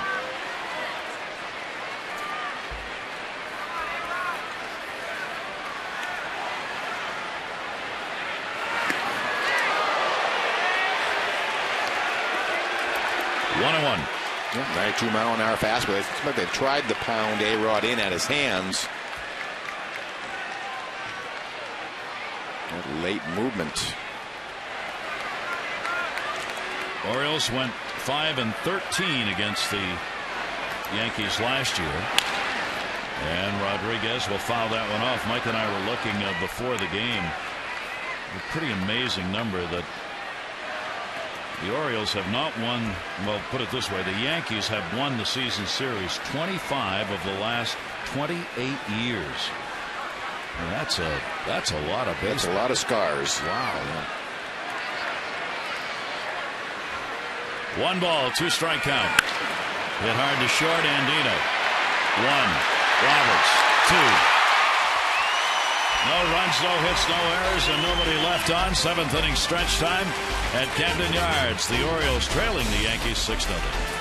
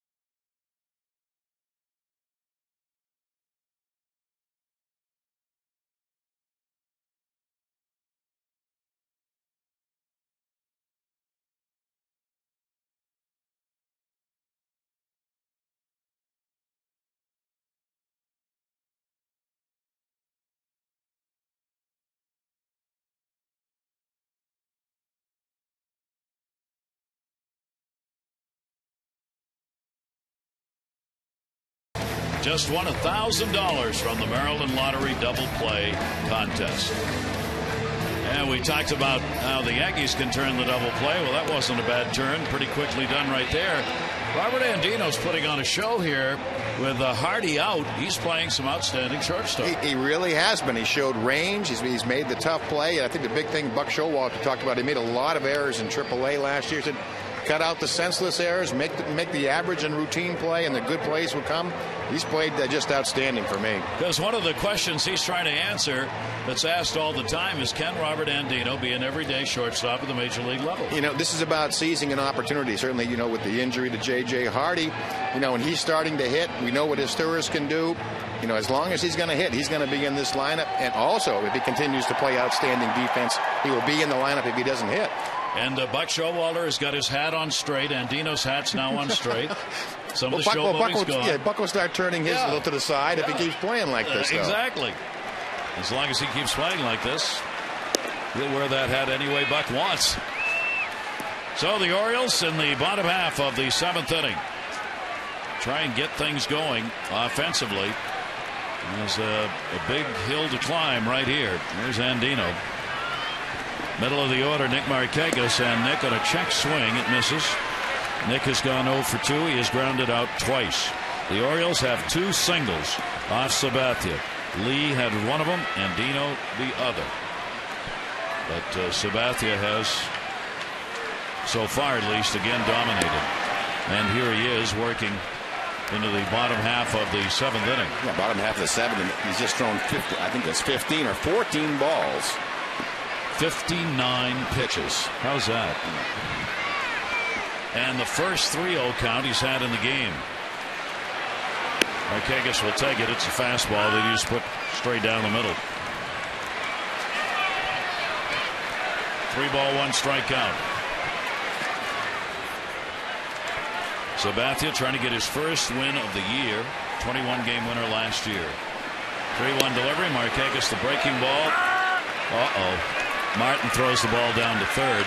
Well, he thought it was strike 3. It wasn't. And frankly, by the pitch selection, I think Sabathia, he gets him a pat in the chest. A 3-1 breaking ball with a 6-0 lead doesn't make a whole lot of sense either, but Sabathia threw it. Martin talking to the home plate umpire. He thought it was strike 3. That's why they called the pitch. Yankees are really in a hurry tonight. Here's the 3-2 delivery on the way, and that's outside for a ball. So there's the first walk surrendered, and the Orioles get the leadoff man on in the 7th inning. The Junior Orioles Dugout Club, Birdland's best value in family entertainment. Kids 14 and under get tickets, 10 games, the exclusive hat, membership card, lunch bag, Orioles magazine, only $20. Parents and friends can then get tickets for as low as $6. 888-848-BIRD or Orioles.com for info. Here's Lee at a single in the 4th inning, 1 for 2 in the ball game. And that'll be up high. Yeah, Derek Lee looking for that free pass. Has 9 walks. Markakis has 7, and Reynolds has 6. That's about half the walks that the Orioles have on this season. So these 3 certainly taking the walk one available. That'll be into left field for a base hit. And the Orioles, for the first time in the ball game, have a couple on in an inning.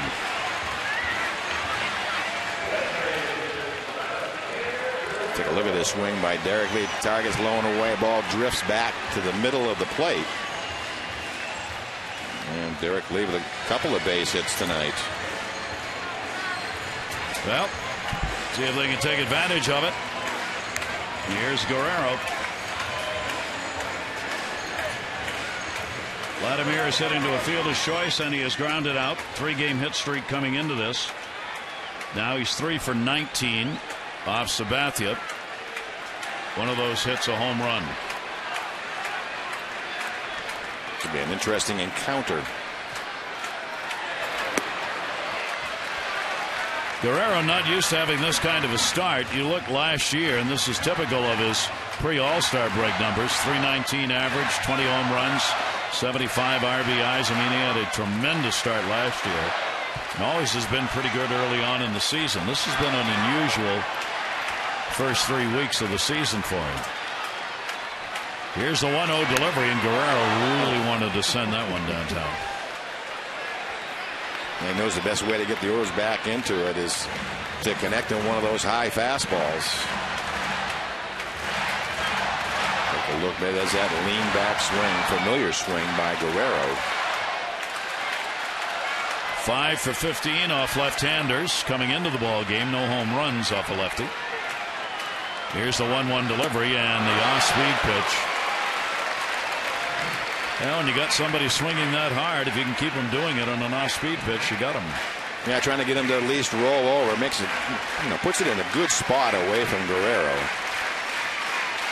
There's always some danger in throwing that off-speed pitch to Vladdy. If you get it over the plate, that's the ball he's going to pull.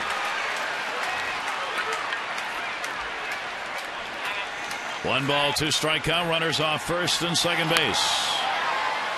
And that will be foul back.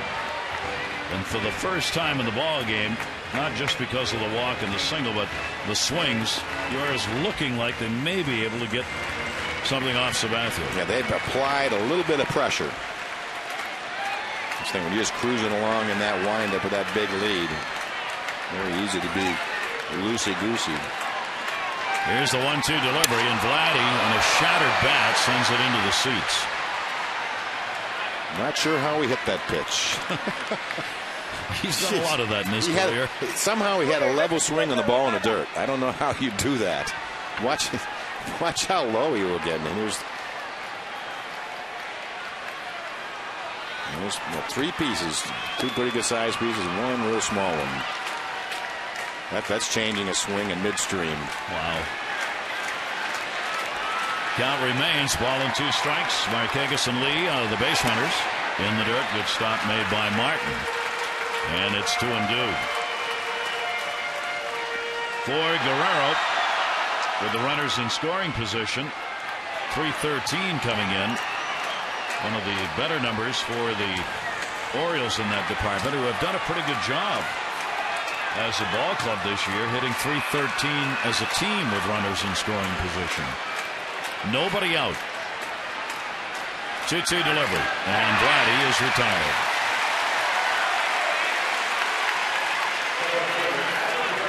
Seven strikeouts in the ball game for Sabathia. Now see how he gets there. Starts him off with a fastball out of the zone to go 1-0. Tries it again. Vladdy swinging at it.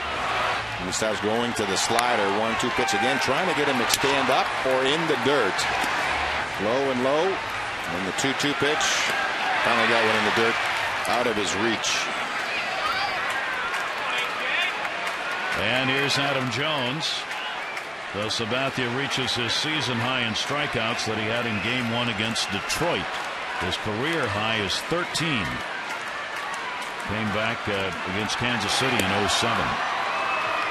Again, staying with that pitch that has worked so well. That one misses outside on Jones, who's 0-2. The only inning he hasn't struck out anybody is the second and the 6th innings. One of those got a double play. 1-0 count. Marquez off second, Lee off first. Jones, oh my gosh, he came this close to picking off Mark Reynolds. A ball rarely comes back there, but that was hard and close. I mean, really no chance to react. Wow. You just don't think it's possible for someone to hit it at that angle. That's about the hardest hit ball I've ever seen. Except for the one off your chest in spring training. Well, thank you so much. You're welcome. Here's the 1-1 delivery. That'll miss up high, and a 2-ball, 1 strikeout. Now Sabathia's having to work this inning. That's really the first time that's happened. Where he's trying to bear down here and just not everything going his way. Now to make it 2:15. Here's the 2-1 pitch. In the air to right field. Swisher going back. Going back. Going back. Goodbye. Home run. A 3 RBI homer for Adam Jones. It is what the Orioles needed. Right now. Cuts the lead in half.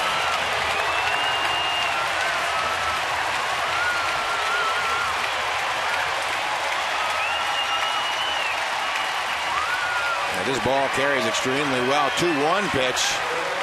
Might be off the plate. Straight changeup, and Adam just gets the bat head to it. And this ball just kept carrying. Swisher kept drifting back and drifting back into the front row. Only the second home run surrendered by Sabathia. It is the 4th of the year for Jones. Swung on and missed by Reynolds, who has struck out and grounded out. So Adam gets the long ball, and he now has 11 RBIs. Well, tonight just seems to be the night of the 3-run inning. Yeah. Reynolds, the 0-1 will go to short. Jeter, a running throw to get the out. And there are 2 down as Mark Reynolds continues to try and get out of a 5-game hitless streak. And now up to 0 for 20. The good luck charm he's wearing around his neck. There's a Japanese baseball company that is supplying those to players if they want them in the team colors. They're called the Fighting Necklaces. He will be wearing that again. Here is Matt Wieters. He has struck out twice, and Sabathia gets the strike in. For Adam Jones, that's the second home run he's had lifetime off Sabathia, and he is now 10 for 30 with 2 home runs. That's pretty significant at bats. Wieters off the fists, no play. So not many can sort of boast those kinds of numbers against Sabathia. Then you get to tell everybody how you did it. Look for the ball away and blast it that way. That's my plan. Right into the corner, about 370 by the scoreboard. A walk, a single, and a home run in the inning. And Wieters shatters the bat. Man, that's about 5 pieces. We had the Guerrero with 3 pieces.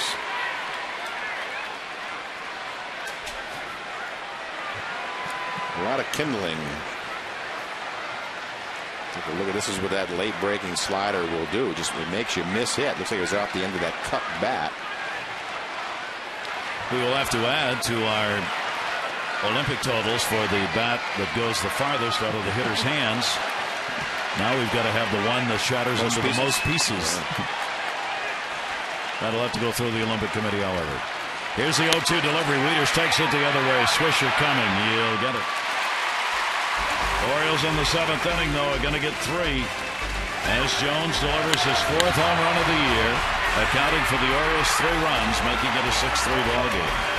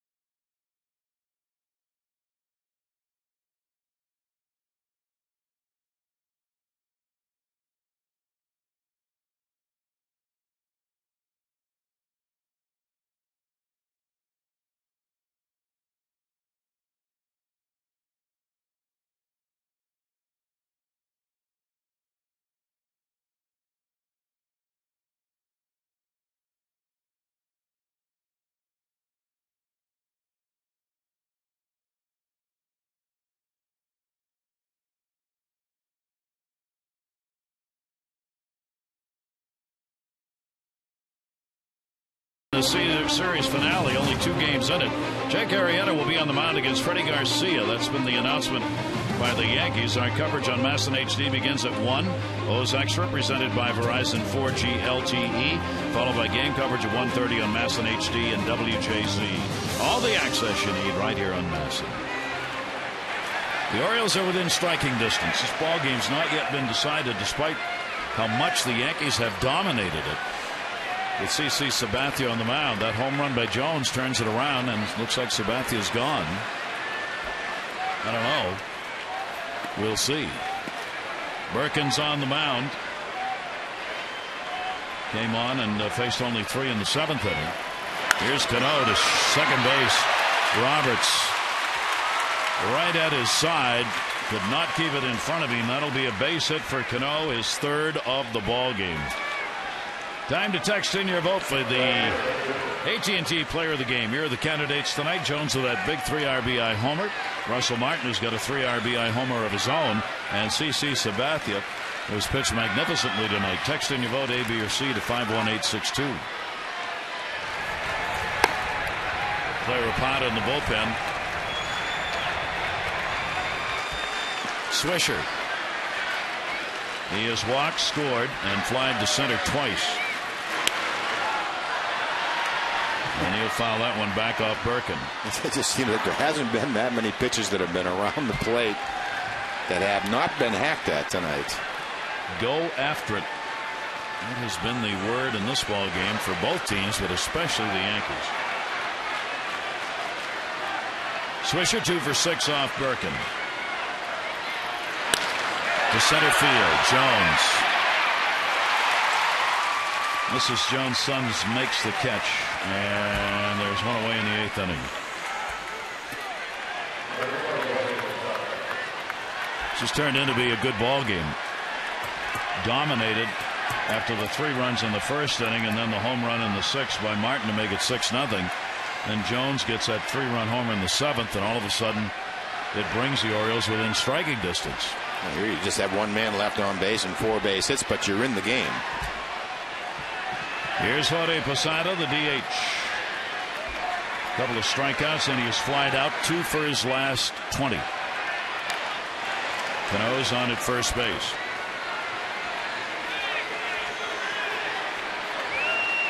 Yankees this season have not had to do a lot of running. They're 7 for 12 in stolen bases. Surprisingly, Gardner's only 3 out of 6. In the air to right field, Nick Markakis backing up, and goodbye home run. Jorge Posada gets it right back, 8-3.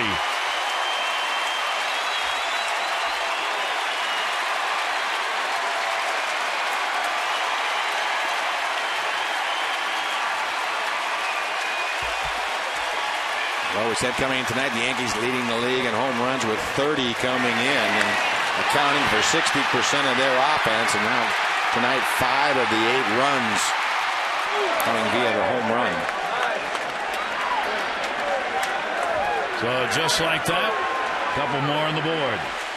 Base is clear, 1 away. Here's Martin, who had the 3 RBI homer, and he will take it up high for a ball. Not much doubt about that one off Ferguson. Last 4 games, 2 home runs and 5 RBIs for the Yankee catcher. And Birkin will miss inside.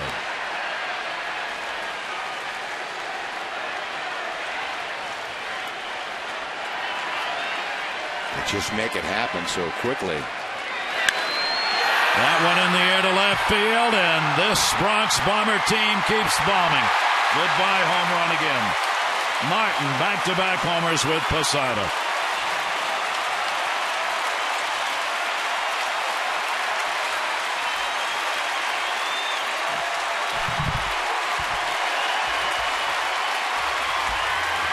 Yeah, it seems like most nights the Yankees are working the count to try to get ahead, and now this, the beginning of this game anyway, bell tie down the middle. If it's straight and in the air, they're letting it rip. So home runs 5 and 6, 4 RBI ball game for Martin. That is it for Birkin. But Showalter was on his way out before Martin crossed home plate. 9-3 Yankees.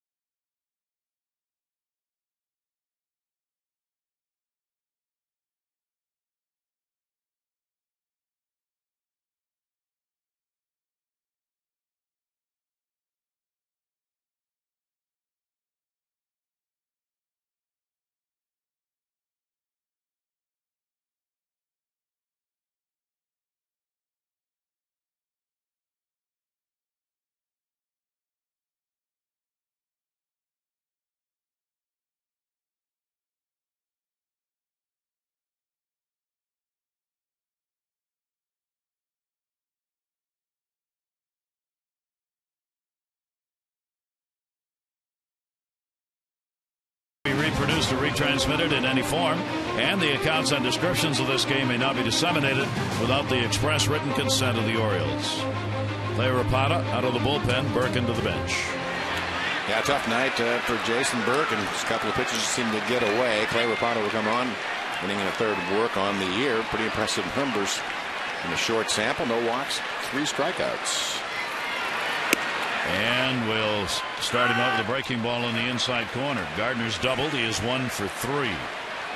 For the Yankees, that's the first back-to-back home runs they have had this year. They had 9 of them, 8 of them last year. Ball on the field, they'll get. And multi-homer innings. It is the second time this year they've had a multi-homer inning.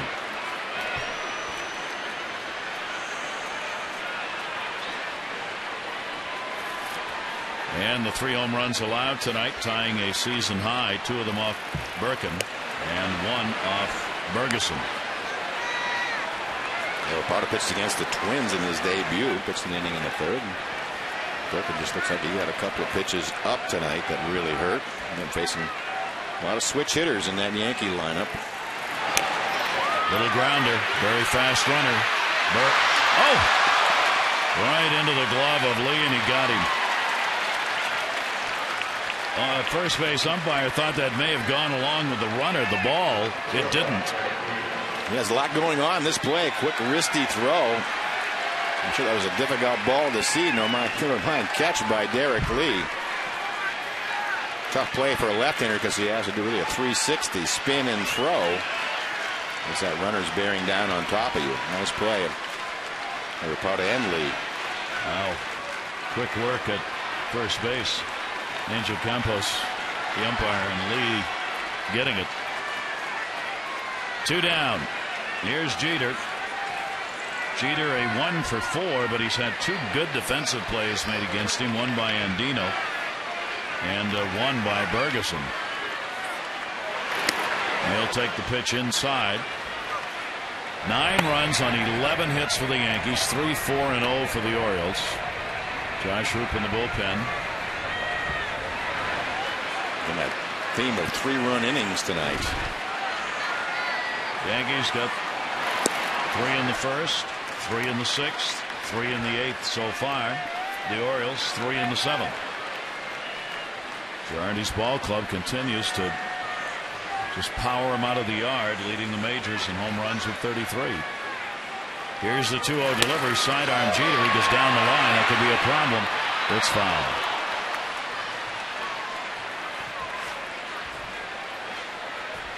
We have to talk about maybe the defense of some of the Yankees and Jeter and his gold gloves. How we can talk about Andino also with his defense and the errors he made in the minor leagues in 1 year. This is incentive certainly for Andino. 1993, Jeter made 56 errors in 1 season in the minor leagues, and now he's a multiple Gold Glove winner. You can get better defensively. You can get better. 2-1 delivery to Jeter. Strike on the inside corner. He has just had a running commentary in this game with Brian Runge, the home plate umpire.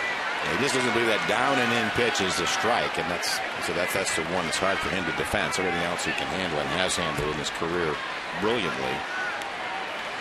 A 2-2 delivery to him, and that will miss. So the count is full on Jeter. 3 balls and 2 strikes with 2 down. Yankees with 3 runs in here in the 8th to get the runs right back that the Orioles picked up on the 3-run homer by Jones.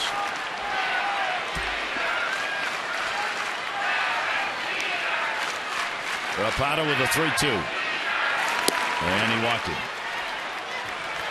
Speaking of the Gold Gloves, Mike, we were talking before the game about this infield of the Yankees. Yeah, they have an all Gold Glove infield on the diamond tonight. You go back and think of A-Rod playing third base. He won 2 Gold Gloves, but that was as a shortstop. And again, Jeter now on base has 5, and then Robbie Cano and Teixeira winning his 4th last year, so they're right side. Last year getting Gold Gloves, and Cano, Teixeira, and then behind the plate, Russell Martin. So you add that in, they collectively they have 12 Gold Glove winners in the infield. Wow. Russell Martin did it back with the Dodgers, I think, in 07. Curtis Granderson 0 for 4. Here's the 0-1 delivery to him. Granderson will take it away. Granderson against the lefties, 6 for 17 and 3 home runs off left-handers this year. Runner at first, 2 down. Granderson said that he started work last fall cutting down on unnecessary movements in his swing, a more stable base. Said I can see the ball better, I can get to more pitches, especially against the left-handers. So a much quieter at bat. 2-1 delivery. Ground ball to the middle. It's working. He'll get a base hit. Jones will charge and hold the runner at second. So Granderson continues his hit streak to 7 games with that base hit. Yeah, just having great at bats against left-handers, which was really his problem. And part of the reason I think the Tigers were willing to trade him to the Yankees, that they thought he was going to develop into more of a platoon player, but he's changed that all around. Gives a lot of credit to Kevin Long, the hitting coach whom he worked with last fall. So the Yankees with 2 down keep the inning alive with their 12th hit. Mark Teixeira's had 2 of them, a double and a single.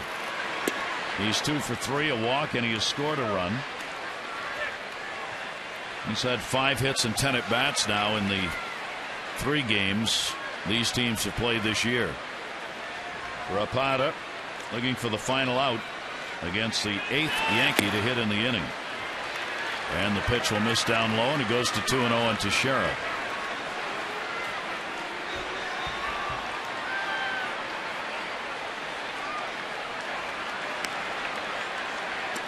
There is CC Sabathia, the starter, benefiting from all of this offense, looking for his first win.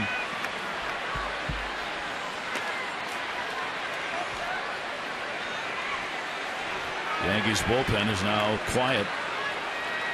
Here's the 2-0 delivery. Sidearm that one inside, and the count goes to 3-0 on Teixeira. Rapata has pitched against these Yankees. He did it last year back in the playoffs when he was a member of the Rangers. So he pitched in 3 of those games. Only pitched 1/3 of an inning. He allowed one of the games a hit, the other one a walk, and the other one a strikeout. He was a left-handed specialist for Texas.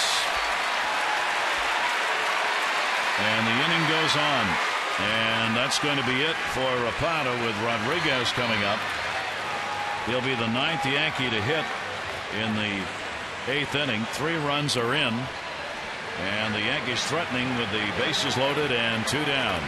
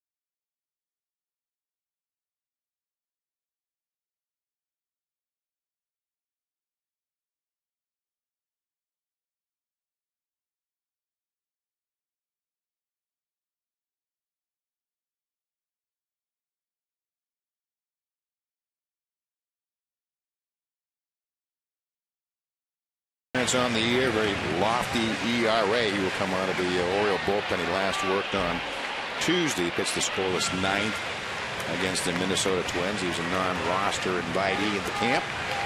Had a pretty good spring, as a guy that Buck Showalter's always liked. So he'll come on here and try to put out the fire, but kind of walking right into the frying pan. So Jeter, walk, Granderson, single. Teixeira walk, load him up. And that's just who you want at the plate, Rodriguez. And he will take the pitch inside. He's 0 for 2 against Ruppin the only times he has faced him. 21 career grand slams. Is that good? Is that more than you had? More than I threw. Okay. 4 hits. Okay. Here's the 1-0 delivery. And the slider is going to miss outside. No place to put him. And the count goes to 2-0. Long night for Buck Showalter's Orioles and for the skipper. This is the first at bat this year A-Rod has had with the bases loaded.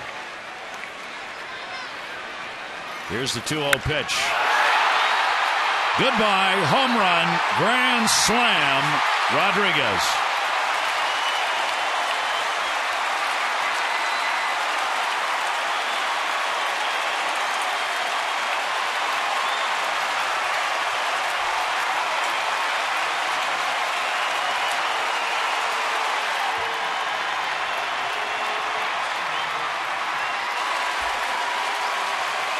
Well, no doubt about it. 2-0 fastball up middle of the plate. And just that classic short stroke. Knew it the instant he hit it.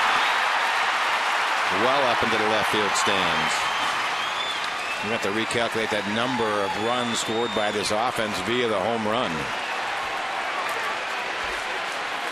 22nd career grand slam. And the Yankees continue to just pound out the homers. Rupp surrendering it. The Yankees have batted around. They have scored 7 runs. They are no longer the only team not to have a 6-run inning. They may be the only ones that have a 7-run inning, though. Yes. 13-3. 13 runs on 13 hits. And here's Robinson Cano. Started this with a single.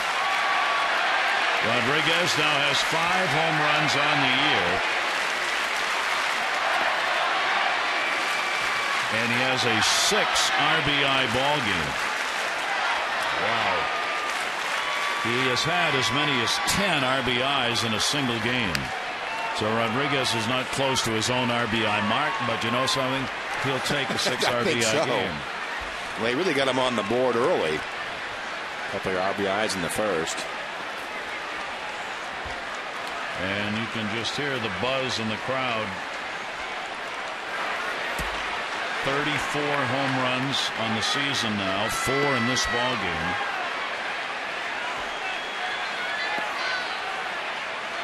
Two ball, 1 strike count on Cano. Second time up in the inning. He's already got a 3-hit game.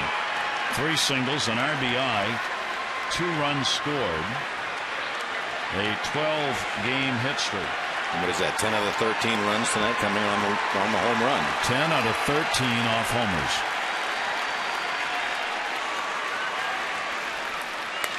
Cano will foul it off. Cano is now hitting over 360 against right-handed pitchers this year. He is in the top 5 in that department as well. You got to remember, he finished 3rd in the MVP voting last year. He had 318, 29 homers, 109 RBIs, won a Gold Glove.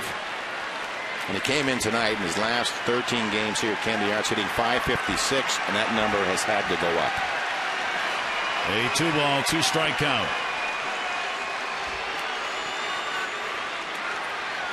And got him to go after a changeup. Rupp will get the strikeout, but damage done. It is a 13-3 Yankee lead.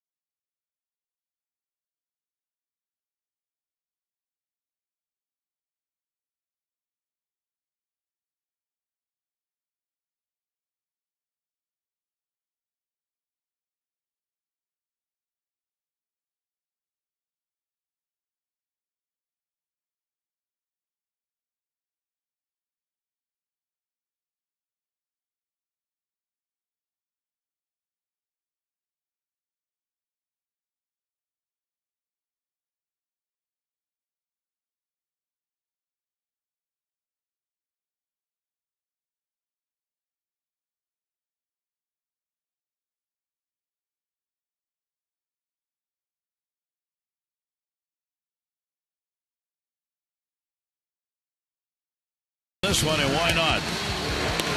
7 innings, 3 runs, 4 hits, looking for his 15th career win against the O's. It's looking at him went in the dugout the last half inning, and the Orioles are back in it. When he goes back out this time, big lead, 13-3. Pitch count really not in effect, and I guess Joe Girardi trusting the big man just to go ahead and sort of cruise through the next couple innings, or at least through this inning. So the Yankees just exploding here. Chavez will come on to play at third base, and Nunez will replace Jeter for the day game tomorrow at short. And of course, it goes right to third. Chavez is there, makes the play. Fox is retired on a pitch here in the 8th inning. Yeah, it didn't take long. Find the left side. Sabathia with a walk and 7 strikeouts. Jones, the 3 RBI homer for the Orioles in the 7th inning. While the Yankees have 13 runs, that's the most this season surrendered by O's pitchers. They did it against Texas also on the 9th of the month. And the Yankees, it is also a season high for them. Outside for a ball, a 1-0 count on Robert Andino. Andino is singled and struck out. Rapada charged with 3 runs on a hit and 2 walks in a third of an inning. Gherkin 3 runs, 3 hits in an inning and a third. And Roop so far, the 1 run, the Rodriguez run, charged to him. The thing about being a relief pitcher, you have one of these innings where you give up 3 runs or a couple of runs, really can affect your earned run average for months. One bad day. Strike on the outside corner from Sabathia. Sabathia working 7 innings this season, his longest outing. That was his 2nd start against Minnesota. Andino foul tips that one into the mitt. So it looks like he's on his way to getting his first win of the year with an 0-1 record. Yankees came in having won 2 and lost 2 of his first 4 starts as a team. His record, though, just 0-1. It's hard to believe this is Andino's 3rd at bat. Pops it up, second base. Cano's got that one, and there are 2 down. Follow the Orioles with MLB.com at Bat 2011 app for your iPhone, iPad, Android, or BlackBerry. Scores, stats, highlights, live audio, pitch-by-pitch tracking, and more. Text at Bat 31826 or go to Orioles.com for details. Here's Brian Roberts. He has taken an 0 for 3, popped out, struck out, in into a double play. Brian trying to continue his 9-game hit streak. And a strike taken.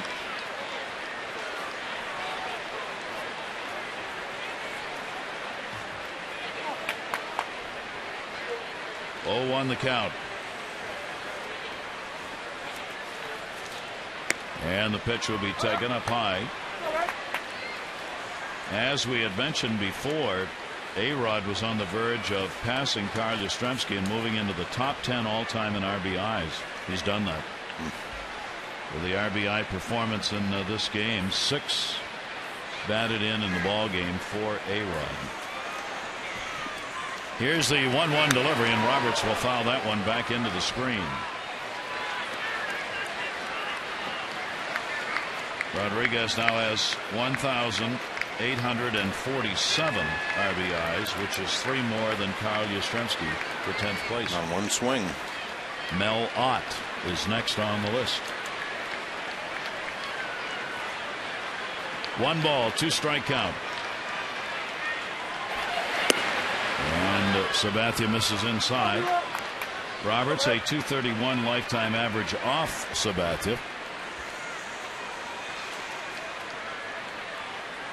And the Orioles 200 batting average against left-handers in the year overall so far. Not much improved in this game with only 4 hits. Breaking ball misses inside. 3-2. Also the other numbers when you don't score runs, they are coming into the night 1 and 8 when they score less than 4, and they're filling in that category right now. Part of the problem, and showing that 4th and more runs And they've scored more than 4. They're 7-2. Down the first and foul. You wonder what Buck Showalter is thinking right now. He is not a happy manager. The one thing he's tried to preach since last season is getting over the thought that, oh my gosh, we're playing the Yankees, or oh my gosh, we're playing the Red Sox. This kind of a ball game is not good for achieving that. Now, this one didn't feel good right from the start. The Yankees just jumped out, 3 runs, 4 hits. 3 of the first 4 batters not only got on but scored in the first inning. And Sabathia went into cruise control and retired 11 in a row before Derek Lee's single in the 4th inning for the first hit. And Dino Jones watching. 3-2 delivery to Roberts, and he fights it off.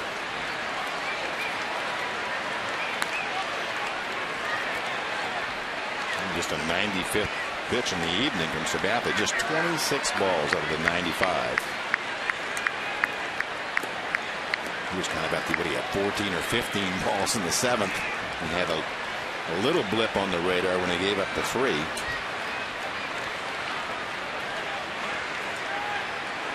Here's the 3-2 delivery. And Bryant again will fight it off. We will be back with you tomorrow for the second of this limited series of 2 games. Jake Arrieta for the Orioles will be looking to go 3-1 in that ball game and try and get the first win against the Yankees on the year, as the Orioles lost the 2 games in New York. Freddie Garcia will oppose him. 3-2 delivery, and Brian Roberts has got a base hit. Swisher knocks it down. Roberts has got a 10-game hit streak. A 2-out single here in the 8th inning.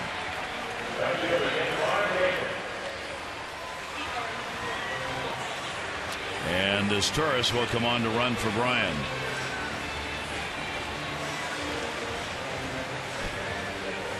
Both these managers thinking about their starters playing again on Sunday, especially with the rain out yesterday.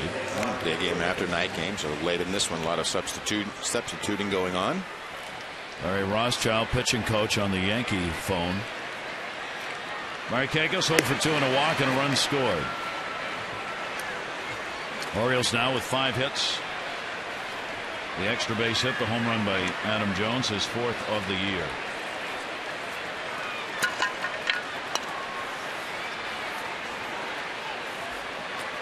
One-0 delivery.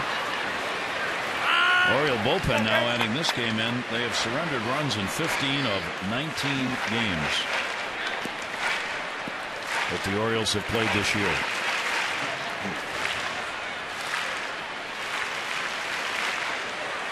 Here's the 1-1 delivery. Markakis reaching, loops it, and into the seats.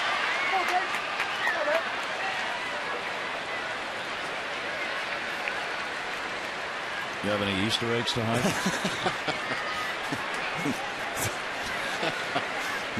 No.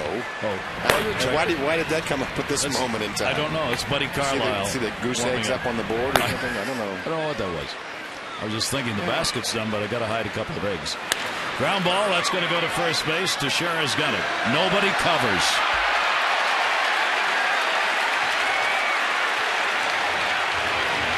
Maybe that's the one that gets Nick Markakis going. That's the slump breaker. He said through this streak, it seems like Nick has hit a lot of ground balls to second and first base. He's done it twice coming into the night. Reaches for a breaking ball. You see Sabathia. And if Teixeira looks up, there's just no one to throw it to.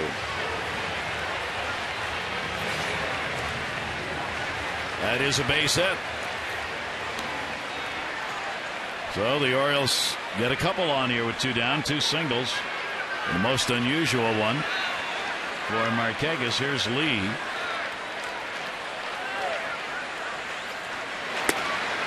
And really, I think if we go back and if you just took a look at each of the players, there wasn't any way they were going to get Markakis on that. Sabathia's not going to beat him to the mound, to first base.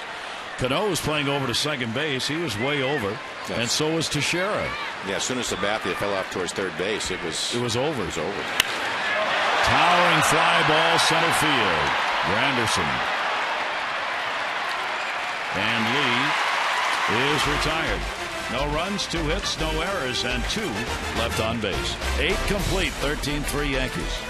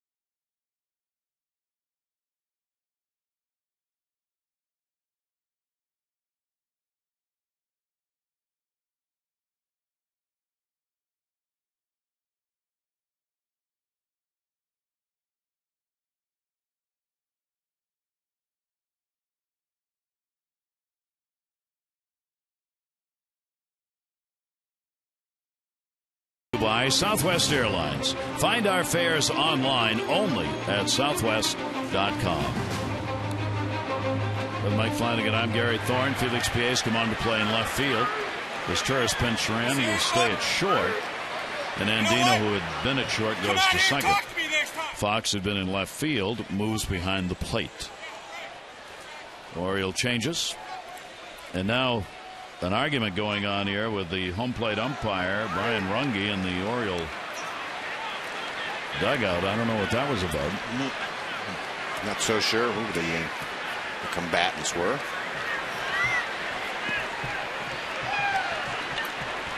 We go to the top of the 9th inning. And Roberts are diving with Andino and will make the play. Good play to get Nick Swisher. Andino just moving over there. Yeah, it just shows the foot speed of Andino. He's seen him at shortstop, makes some outstanding plays. This one he fully stretched out and webbing in the glove. Quick snap throw to first. Nice play. That will bring up Jorge Posada. Posada's 6 home run, 2 RBI homer in the 8th. He is 1 for 4 in the ball game.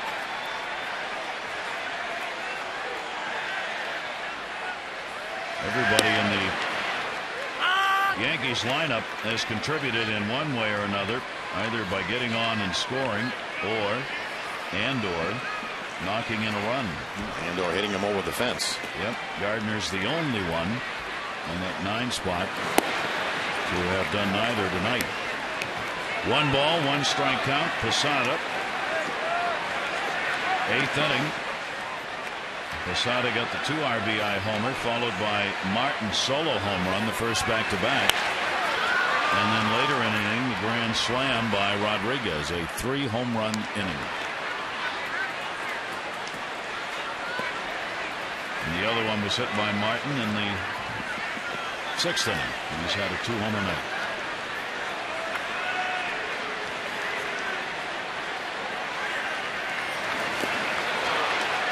And got him. Fox not sure what to do here as he keeps walking away, and he's out of the baseline, and he waits until the umpire calls him out. I didn't think he was going to make a mad dash for first, but that'll go down as a slip pitch. I mean, he literally slipped on that curveball, and Posada struck out. Now he's got to tag him. Posada says, Say Fox, well, I don't want to throw it to first. Yeah. I don't want to get him in a rundown between the dugout and home plate. So once he was far enough out of the baseline, the home plate umpire, Brian Runge, just rang him up. Here's Russell Martin. He's had 2 home runs.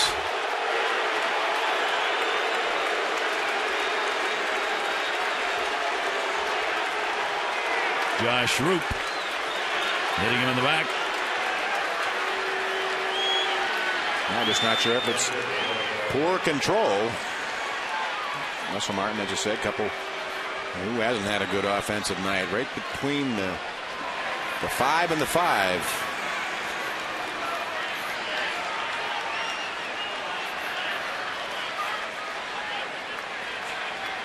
Ball didn't exactly veer off a mark there, did it? No.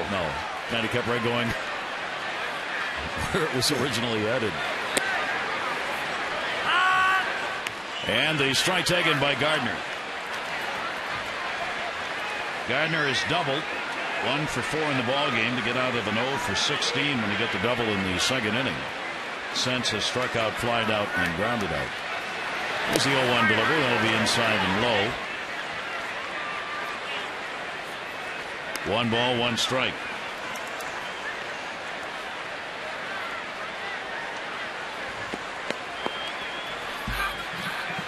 First hit batter by Roop on the season. Roop with a grand slam hit off him by A-Rod. That's 3 home runs surrendered in 9 innings. And as Mike was mentioning, his ERA is really going to take a hit, because he's also now given up 6 earned runs and 7 hits. Yeah, it doesn't take much out of that bullpen. A couple of tough outings, or actually another reliever pinning you with a couple. In the air to right field, Gardner way back. Markakis looking, and goodbye home run. Now Gardner can put himself on the board with the other 8. The 5th home run of the ball game for the Yankees. And they've got 3 of them out of the 7th, 8th, 9th position in the order. High fastball, Gardner on top of it.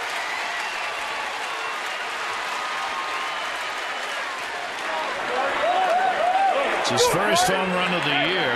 He had been struggling mightily, and he now has 4 RBIs, as many RBIs on that swing as he had in the previous 16 games.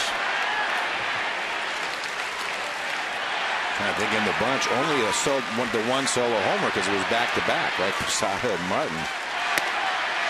So they've had a solo, a 2-run homer, a 3-run homer, and a grand slam.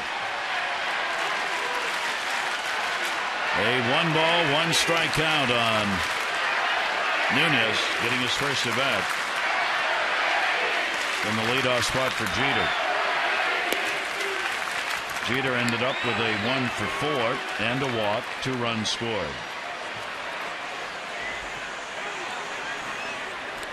15-3. How often in ball games do you see more runs than hits? We got 15 runs on 14 hits. A 2 ball, 2 strike count.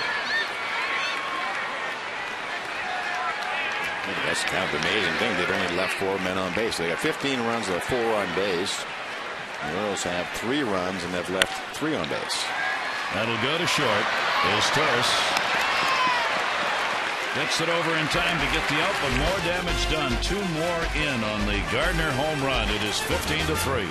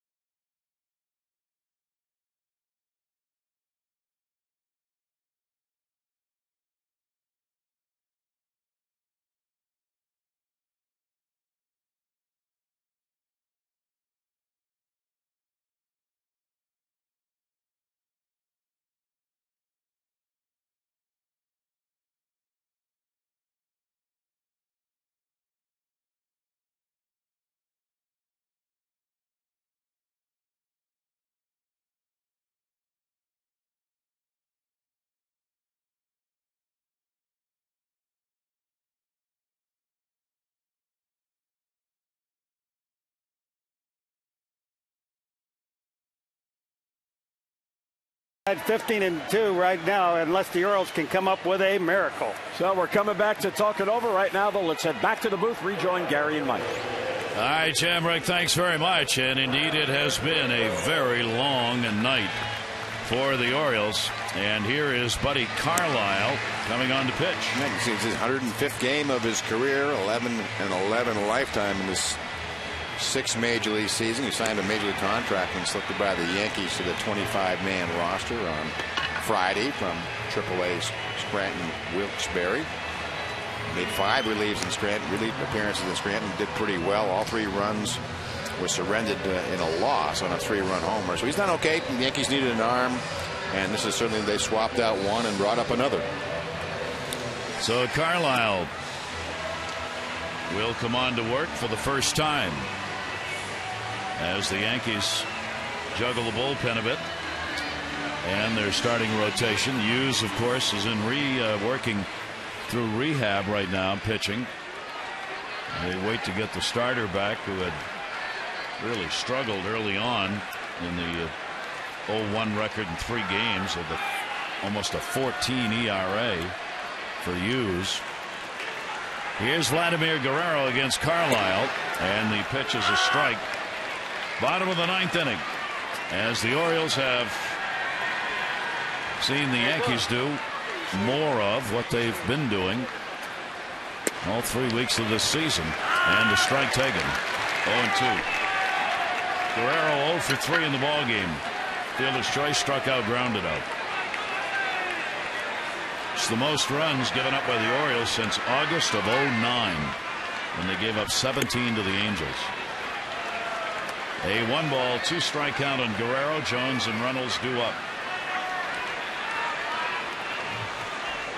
Ferguson will take the loss and be 0-3. Sabathia will finally get a win and be 1-1. Updating you on the voting for the AT&T Player of the Game. There it is so far. Still time to text in your vote. A, B, or C to 51862. Results on the O's Extra post-game show.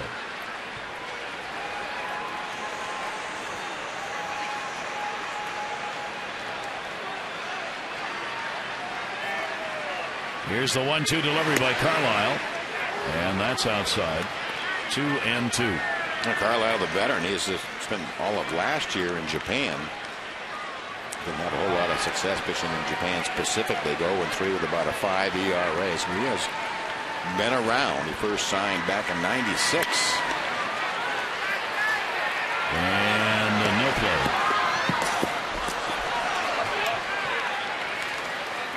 The Yankees have really had to do some juggling with their pitching, both in the starting rotation, with Hughes a big surprise. So Girardi's kind of shuffled things around and still is. They'll see if Hughes is going to be back and all right and can regroup in that starting rotation. That obviously will affect the bullpen. 2-ball, 2-strike count on Guerrero. Hits it hard to center. Granderson, Adam Ball.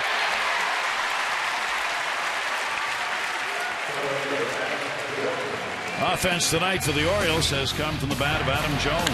Yeah, one of the few bright spots. Just 6 hits on the board, 3 runs, and with 3 men left on. 3-run homer in the 7th. 5 RBIs in his last 3 games for Adam Jones, who really has been all the offense tonight. 1 down, 9th inning. Adam hitting at .227 now.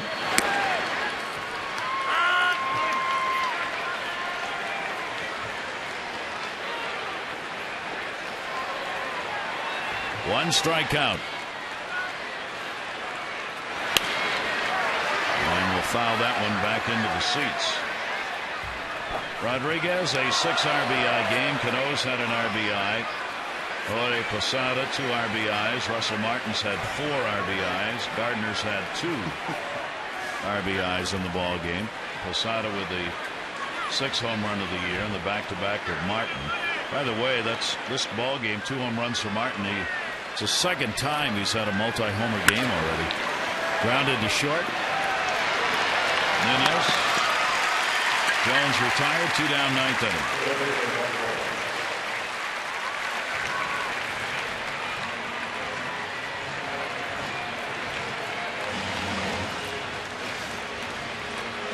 Reynolds has an 0 for 3, and he has now reached 0 for 20 in the current slump he is in.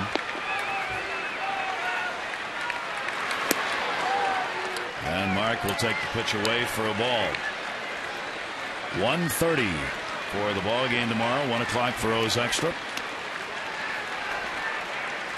1-0 delivery. And Carlisle misses outside.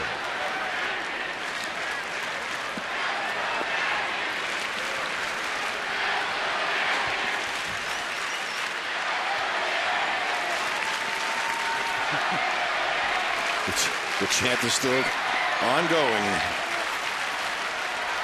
2-0 delivery. Gets a strike on the outside corner.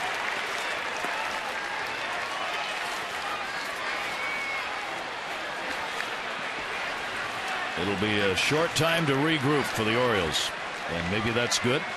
I think it is good. With the day game tomorrow. Strike taken, 2-2. Well, I mean, a few more hours you'll get to go back to the score being 0-0. And a fresh start. Swisher's the only Yankee in the lineup without a hit, but he did reach and score. Every Yankee starter has scored a run. Here's the 2-2 delivery. And the count will go full, 3-2.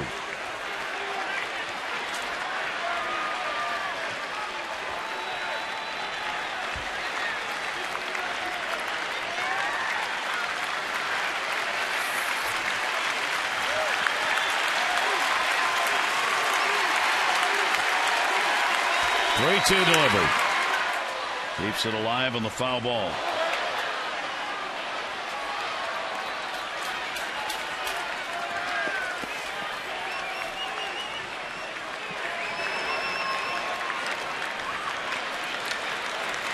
A lot of thinking going on.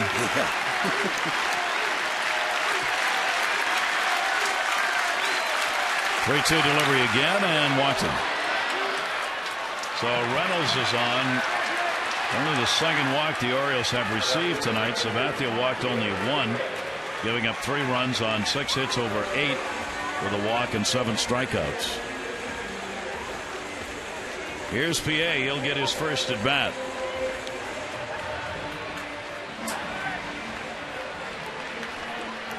Felix PA is in his 15th game. Has had only 18 at bats. You compare that to the starters who are up either in the high 60s or low 70s for at bats. And that is in there for a strike. 5 hits, all singles. Yeah, playing time certainly has been very limited. In the air to right field. Nick Swisher's there. And the Yankees will take it 15-3. That's the final.